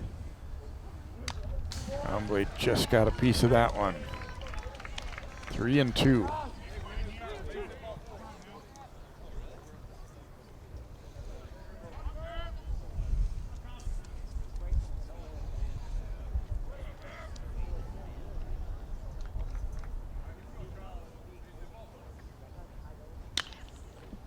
Breaking ball lifted to short right field. Could be trouble here. Got it. And coming in to make the grab, staying with it nicely there. They had the fear of collision, but McMahon able to make the catch. So Trombley flying out to right. No runs, no hits, and 1 left aboard for Champlin Park in the 5th. It's 5-0 Crimson. We do a lot of hard labor. A lot of it is driven by technology. We were one of the very first in our area to get vaccinated. We trust experts in their field. We're 5th-generation farmers providing the safest, most economical food because of science. What if we're in a farm accident? There is no room. All the hospital resources are going towards COVID. The vaccine is a tool in our toolkit of how we succeed as a family or as a business. When the sun's setting, we did a good day's work and we can face tomorrow.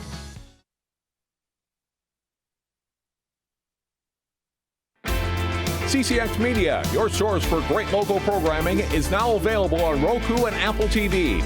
Our free app allows you to stream all 3 of our channels live. You'll also have access to a large on-demand library, including daily newscasts and full sporting events. To find the app, go to the store and search CCX and download our free app. Then sit back and enjoy all of your favorite local content. Now available on Roku and Apple TV.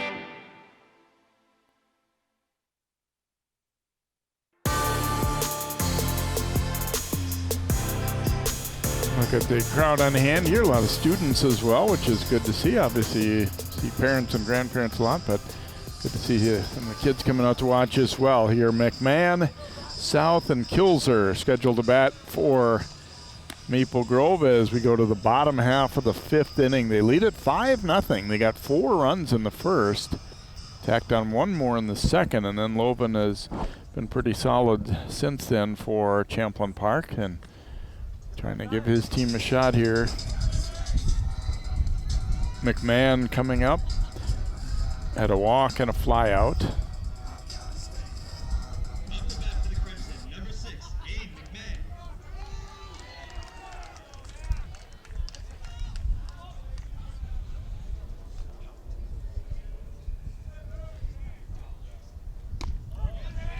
Starts him with a strike.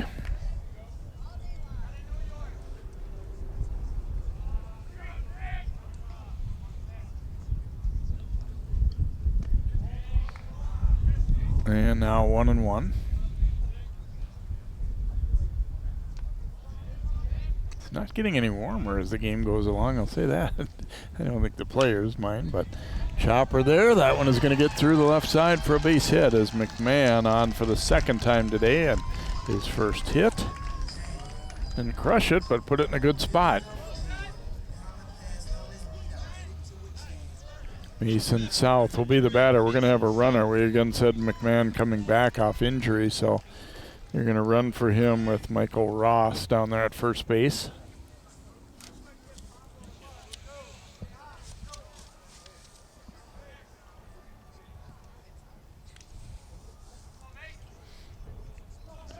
See in the background there, activity in the bullpen for Champlin Park, as it looks like Zach Zahalka throwing a little bit there.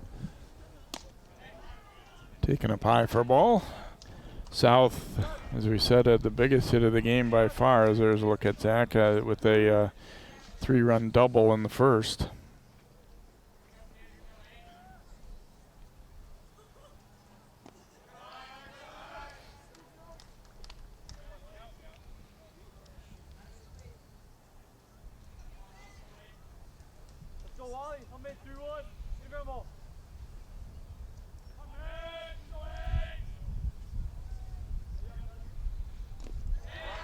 Trombley with a block, 3-0 now to South.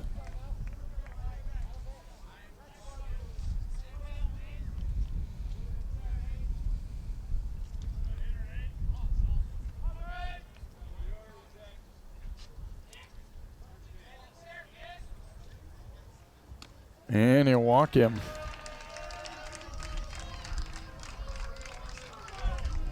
So 2 on, nobody out here for Maple Grove, and South draws the walk, and Kilzer will step up. Gonna run for South as well as, looks like Cole Newell running down there at first base here for Maple Grove.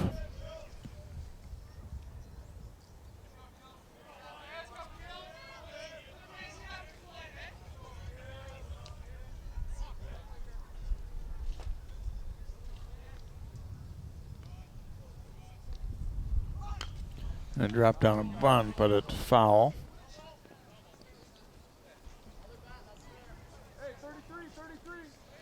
Kilzer's got good speed there. I don't think that was necessarily a sacrifice. I think that was on his own to try and deliver a bunt base hit.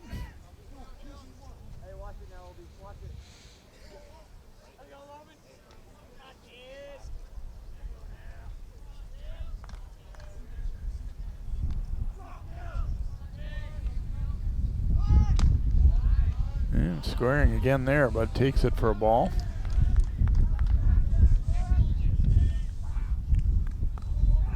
You got to think, especially if Kilzer gets on, this might be the end of the day for Loven.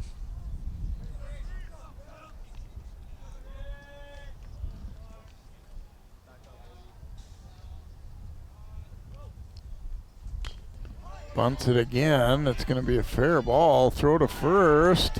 Just in time. Kilzer thought he had it beat. He does get the sacrifice. He moves the runners up. Nice pick by Rockow there at first. That ball's in the dirt. He dug it up. It's a real nice bunt.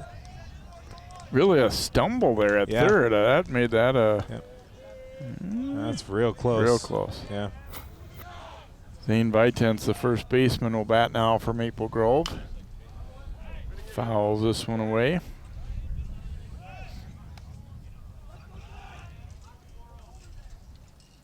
Drove in a run in the first, and an RBI opportunity here. Runners at second and third, 1 out.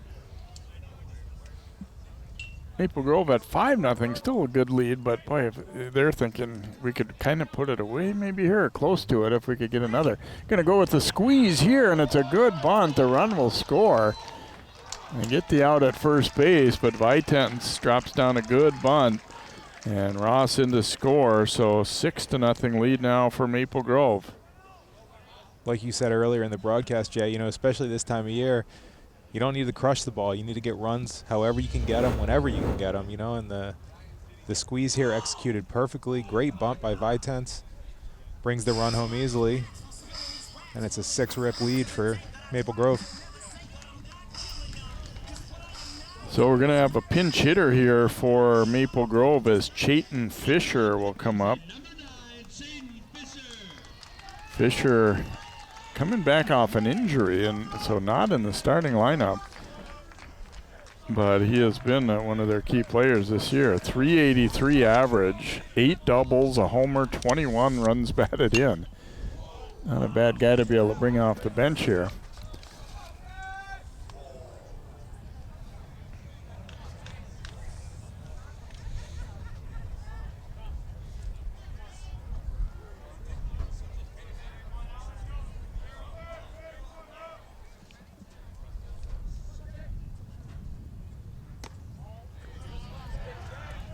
Missed with that one. So Maple Grove throughout the Darby Carlson era was kind of really known for being bunters and being squeeze play kind of things, and now you get that 6th run pushed across with the squeeze there by Vitens.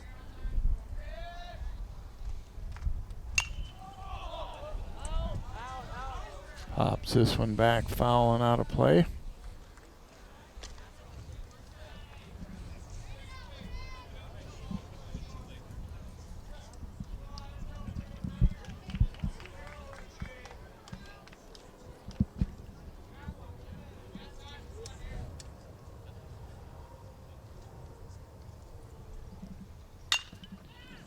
Knocked down to short.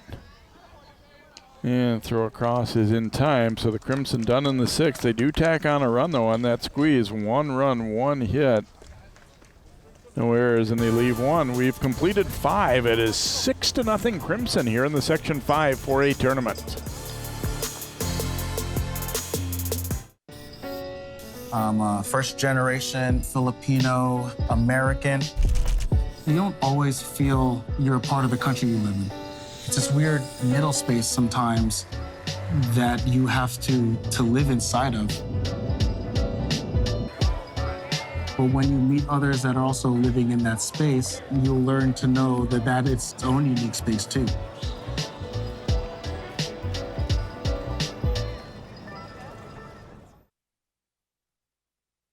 What do an aerospace engineer, cancer immunologist, and bat scientist all have in common? We all have cool jobs in STEM fields.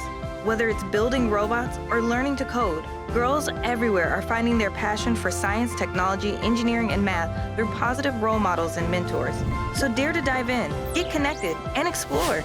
You never know what your future may hold. Learn more about these and even more cool jobs at shecanstem.com.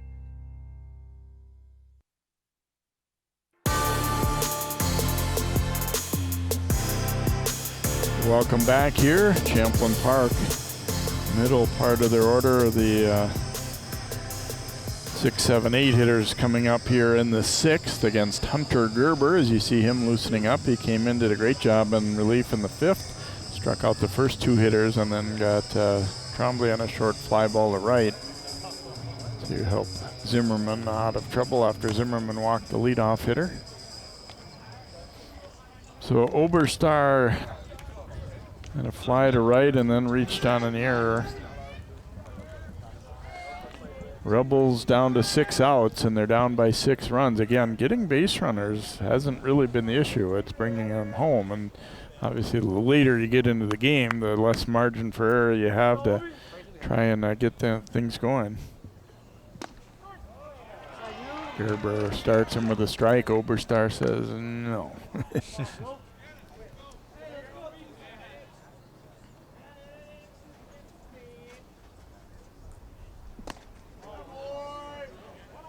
One and one count here.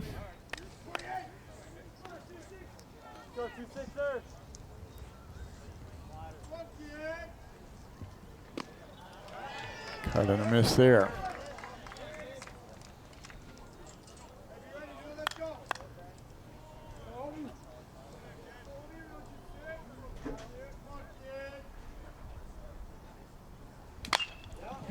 And a little liner out to left field. That'll be in for a base hit.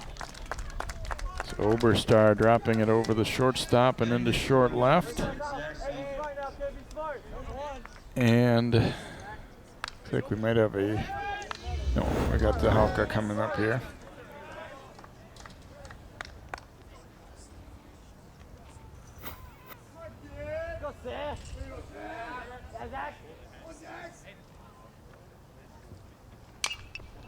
Chased one up and fouls it back. Zahalka hit that deep fly ball to left field that was caught at the fence by Hornbacher.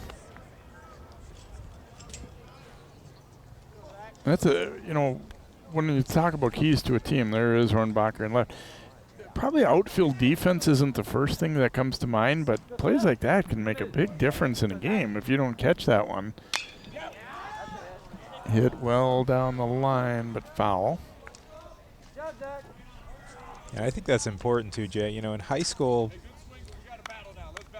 it's not always, you know, the outfield isn't always that solid, right? You know, I mean, you sometimes there aren't a lot of balls hit out there when kids are younger, so they don't get a lot of experience playing in the outfield. So if you have good outfielders, that can be a huge advantage. You got guys that can track balls. You got guys that know how to cover ground out there. That's important.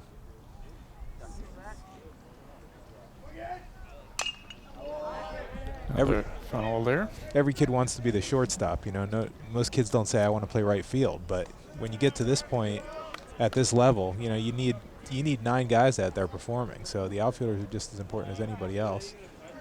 And the other thing, let's be honest, it can be hard to keep your attention focused for pitch after pitch when you're not getting hit the ball very often. to be ready when you're called upon, which may not happen very often in a game, is it's something that you have to really kind of get yourself mentally ready for each pitch. 100%. Yeah, that's true.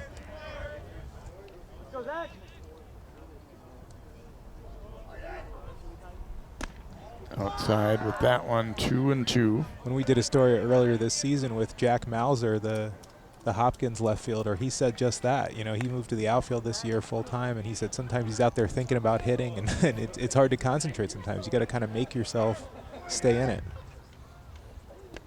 Ooh, swing and a miss. He's been throwing mostly heat, and that time came with a breaking ball, and Zahalka strikes out. Backerges will be the hitter. And see, he was definitely fooled by that, as Gerber had been challenging him with high heat.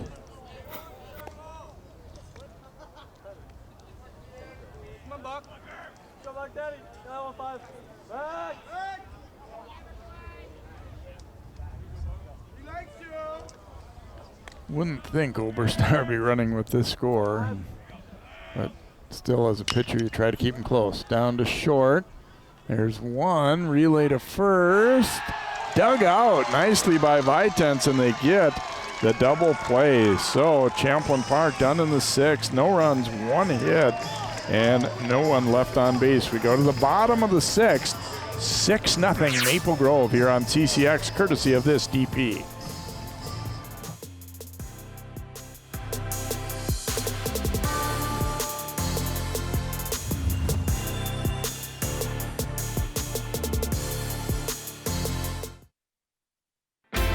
CCX Media, your source for great local programming, is now available on Roku and Apple TV. Our free app allows you to stream all 3 of our channels live. You'll also have access to a large on-demand library, including daily newscasts and full sporting events. To find the app, go to the store and search CCX and download our free app. Then sit back and enjoy all of your favorite local content. Now available on Roku and Apple TV.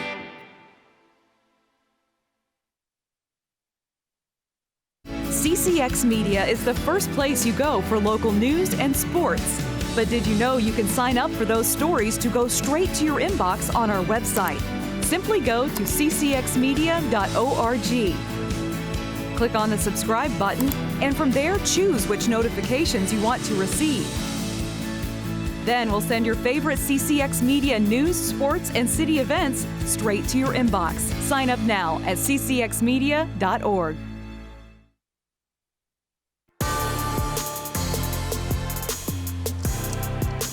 Well, we saw him warming up in the pen earlier, and now Zach Zahalka will move from right field onto the mound for Champlin Park as Loven works the first 5 innings.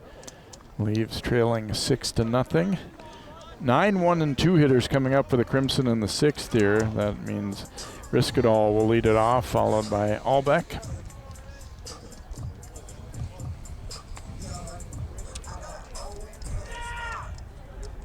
Off the bat for the Crimson, number 14, Callan Riskadal. Riskadal 0 for 2.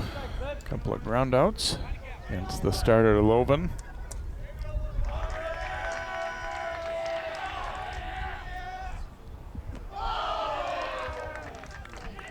Takes ball 1.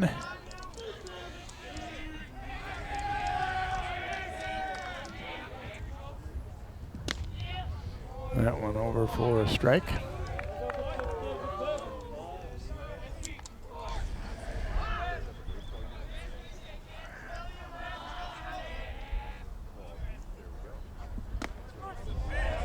And strike 2. Still a lot of chatter from the Crimson bench over there. A lot of guys on their feet, even though they're up by 6.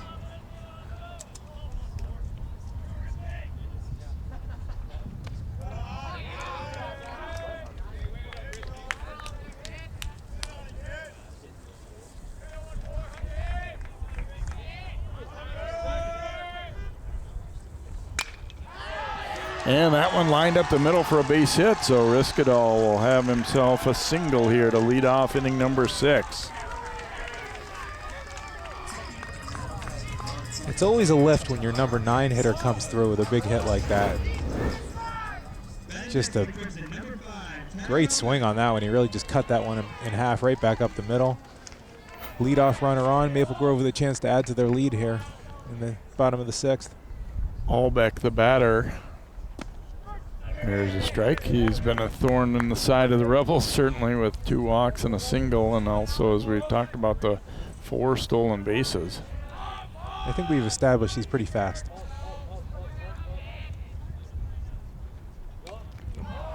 Trying to bunt here, but didn't get squared around very well and fouls it back.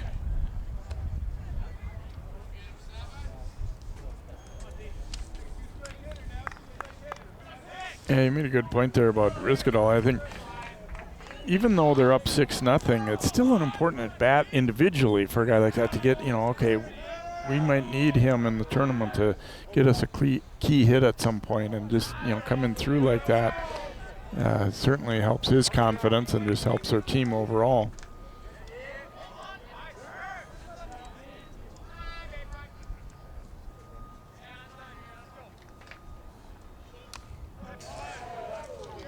Just got a piece of that breaking ball to stay alive.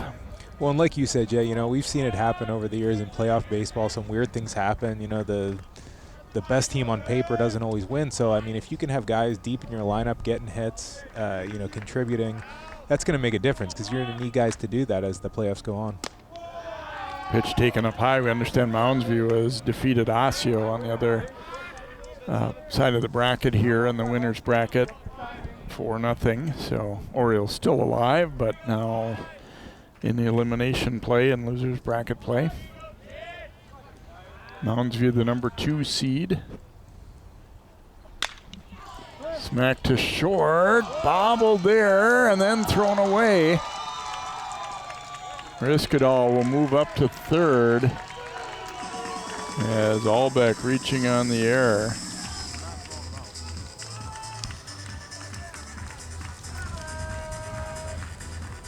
Thoraldson, it was a sharply hit ball. Got to it well, but then bobbled it. And I think he was still going to possibly have a play there, but then his throw obviously not on target either. It looked like initially like he had fielded it okay, but then as he started to transfer, he lost it. So Hornbacher will bat. Takes a strike. Yeah, it's like in hindsight, you think Thoraldson maybe just should have ate that one, but I'm sure in the moment he probably thought he could still get him, but trying to make a play and just threw it away.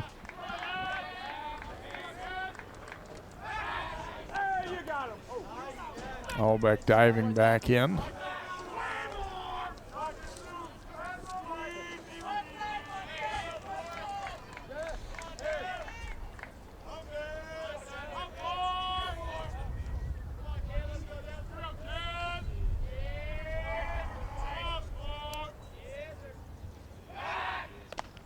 Ooh, had him leaning that time, but just gets back.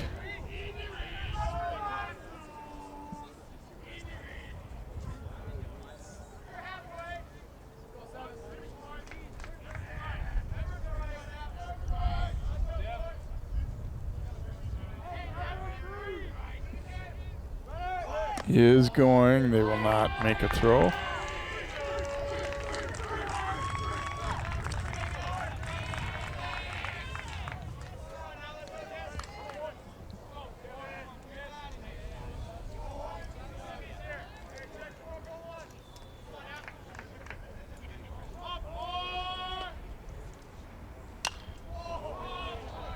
Pop back foul on a play here by Hornbacher.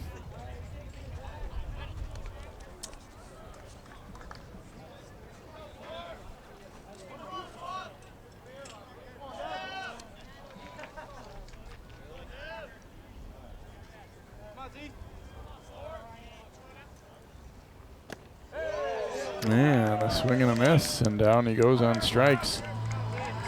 Out number 1 for a strikeout, of course, for Zahalka, and Hunter Gerber will be the batter now for Maple Grove.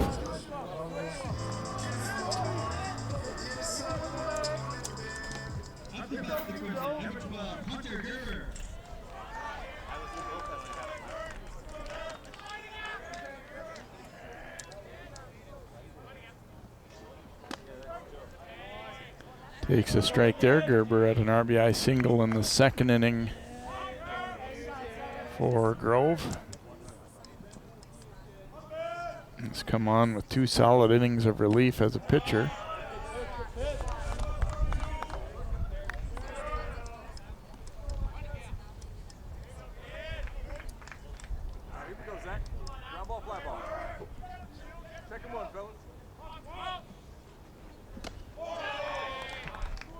Two balls and a strike. First base is open here, but I don't think that's, entering Zahalka's thinking he's coming after, trying to get outs here. Obviously, you've got some good hitters coming up after him as well. There's a strike. 2-2. Obviously, Maple Grove already up 6-0, but a pretty good chance here to bring a couple more runs in and go into that 7th inning with a lot of confidence with a big cushion. Lifted out to center. Might be deep enough to score the run here. And it will be, so a sacrifice fly for Gerber. Rebels may be making a bit of a mistake and not throwing to third there. Albeck will make it to third. So McMahon will be the hitter. Now 2 outs though, that's the key thing for Champlin Park. They're gonna appeal, and he did leave early. So out at second.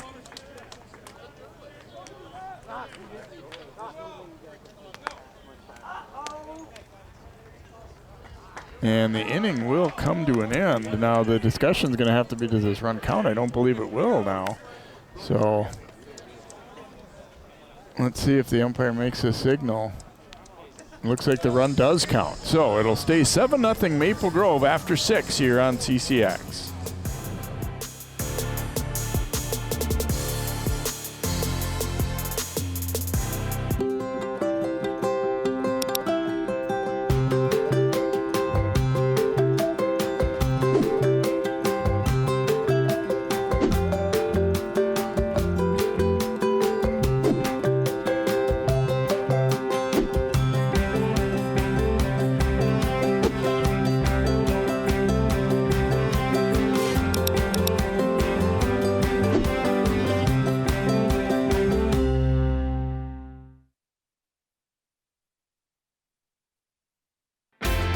CCX Media, your source for great local programming, is now available on Roku and Apple TV. Our free app allows you to stream all 3 of our channels live. You'll also have access to a large on-demand library, including daily newscasts and full sporting events. To find the app, go to the store and search CCX and download our free app. Then sit back and enjoy all of your favorite local content. Now available on Roku and Apple TV.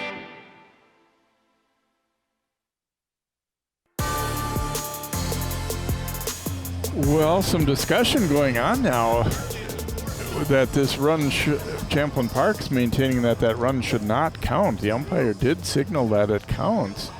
And assistant coach Doug Swenson out arguing the point now. A very unusual ending to the bottom of the 6th inning as they ruled that the tag from third that the run counts, even though the runner from second was ruled to left early. So Joe Theraldson will bat to begin the 7th here for Maple Grove, but the umpire maintaining that they are going to count that run.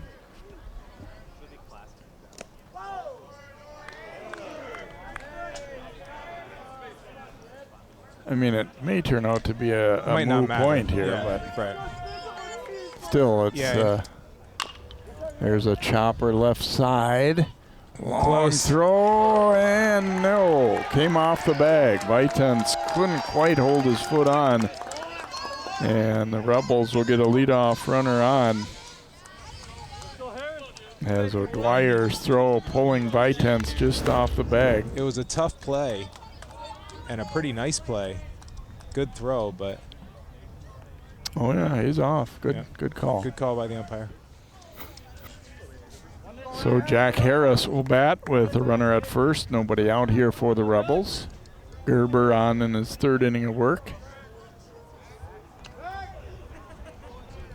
to be honest, Jay, when we saw that play in real time, I didn't see his foot come off. But obviously the umpire's a lot closer than us, and a real good call there on a close play. Yeah, and that's where positioning is so key too, because if you're not in the right spot there, you maybe wouldn't be able to see the little space. And obviously, they've got a tougher job at this level working a 2-umpire set than if you have 4, you know, where you don't have to move much to see those plays. And this one will get past South, and Darrellson will move up on the wild pitch. Rebels are not done yet. Obviously, it's a big deficit, no doubt about it, but there's no time clock that's going to run out on them. They've still got a chance as long as they've got 3 outs left to them.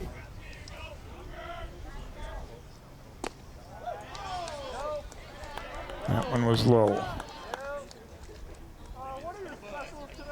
Getting the leadoff hitter on and then getting him to second into scoring position is always a big deal, you know.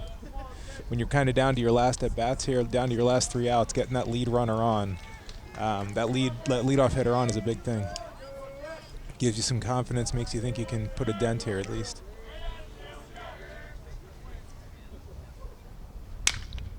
Drilled to right.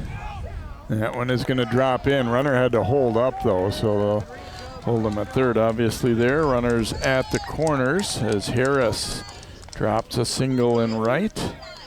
And Justin Brooks will be the batter here for Champlin Park. McMahon, I think, did a nice job disguising that. Maybe I might catch this one, even though he knew he wasn't going to be able to. And obviously, if you're Champlin Park there, no reason at all to gamble. You get a long way back. You can't risk any outs. Ooh, Brooks knocked it off the pitcher's glove, then bobbled. They'll still get an out at first. A run scores as Thoraldson comes in. Boy, he knocked it hard off Gerber's glove. Riskadal stayed with it enough to just barely get the out as Harris moved up to second. Really good play to stay with that ball. That was a hot shot. And then it changed direction, like you said, Jay. He takes it right off the chest. Yep. Nice play. Just got him. When it came off his chest, the ball kind of sat right in front of him on the dirt, so he was able to just pick it right up and throw it. So that was fortunate, but a real nice play. Rocco, the batter, struck out last time, but he hit the ball well his first 2 times, a double and a single.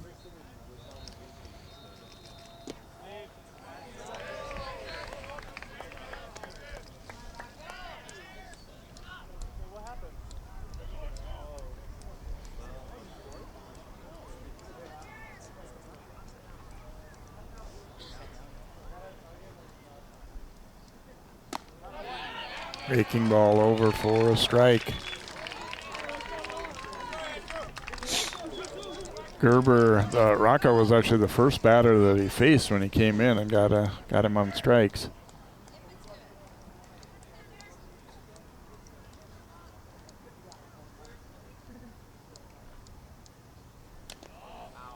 Did that hit? Yeah, it's going to be a foul ball, I think. Rocco saying it hit him.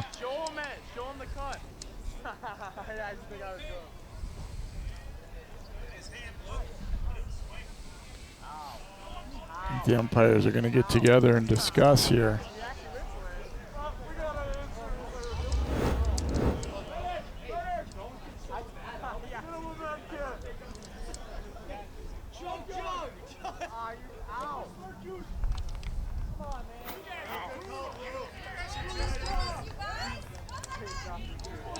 Going to be ruled a foul ball.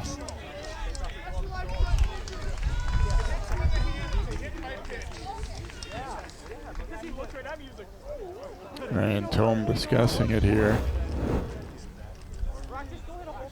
See, I'm sorry, but to me, this is the correct call. He's starting to swing his hands on the bat. Yes, it hits his hand, but that's not a hit by pitch if you're swinging.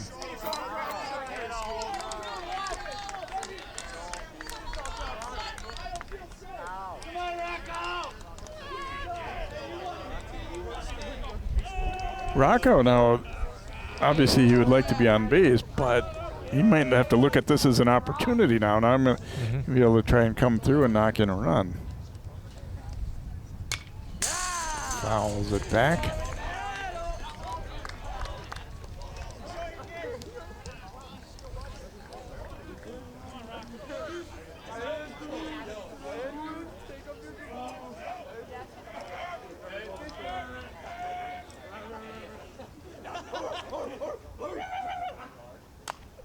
Another foul here.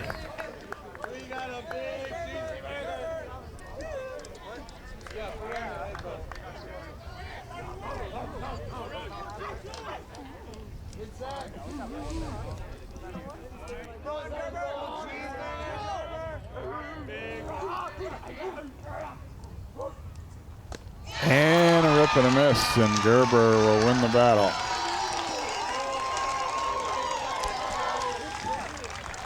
So 2 outs, and Justice Knight will hit. Gerber sees Rockow twice, strikes him out twice. A couple of big outs right there. Big pitches by Gerber. Knight with a swing and a miss.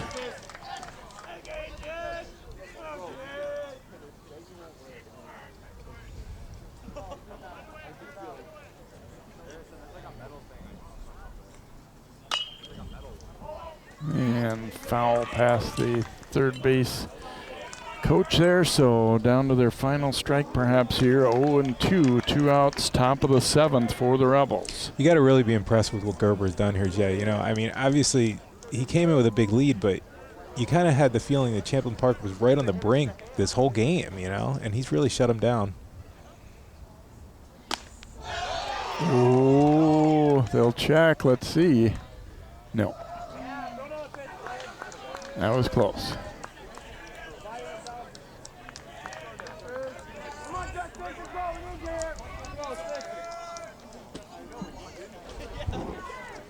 So 1-2 coming here from Gerber. That one is not a strike. As Crimson thought so.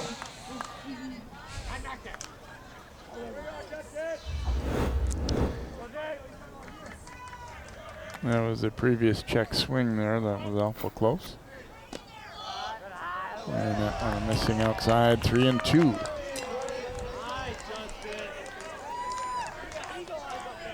It'd be hard for an ump to want to ring a guy up to end the game. Yeah. But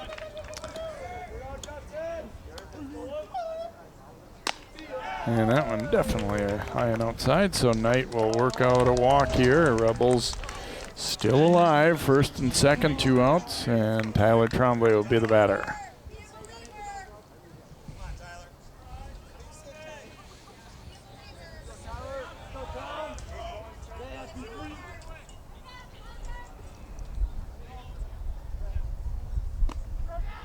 That went over for a strike.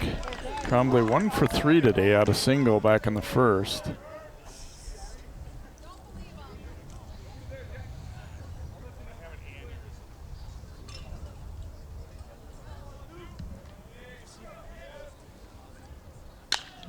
Drills it to left field, and that one will be down for a hit.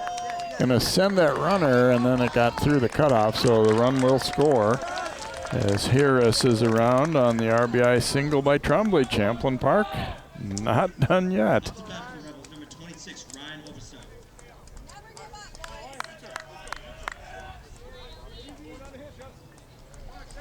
Oberstar will be the batter here. Good solid contact. I was kind of a little surprised maybe that they ran Harris here, and then you see ball slipping through the shortstop there.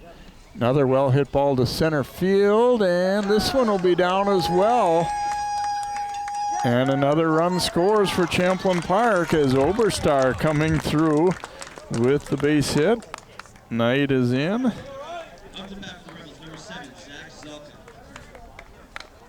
And Zach Zahalka will be the batter here for Champlin Park, although it's possible we'll see a pitching change maybe as they come out to talk anyway. Gerber seemed like he was on the verge of getting out of this, but yeah, just as I said, he was rolling pretty good. He gets smacked a couple times here, but And again, running all the way with 2 outs there, you could score pretty easily on that one.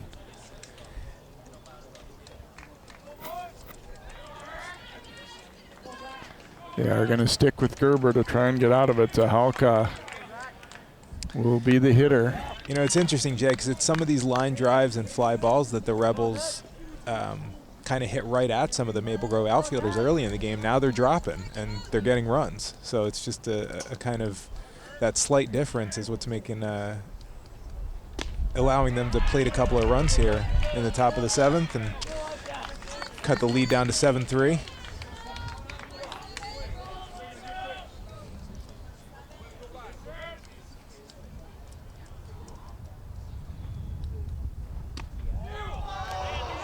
Breaking ball just inside there. 1 ball, 1 strike here to Zahalka, who came on as a pitcher after playing right field for the first 5 innings.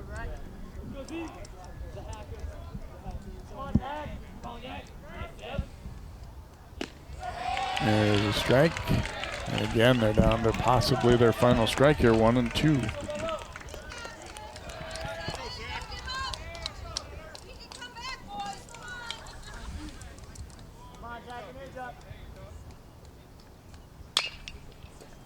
Down to short. O'Dwyer will make the flip and they get the out.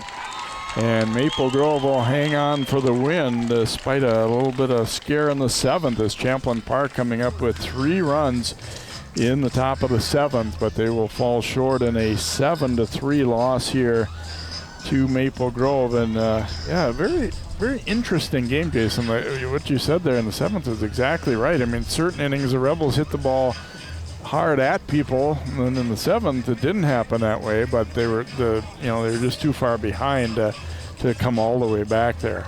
Yeah, you look at the final line here on the screen right now. I mean, Champlin Park, 8 hits, you know? I mean, 8 hits and only 3 runs. You don't see that a lot. And it's just they didn't have the timely hits until the top of the 7th when they got a couple of runs across. But you can't say Champlin Park played a bad game, you know? I mean, they fought and they battled and they hit the ball well. So they'll have to turn around now and try to come out of the elimination bracket. Maple Grove moves on in the winner's bracket.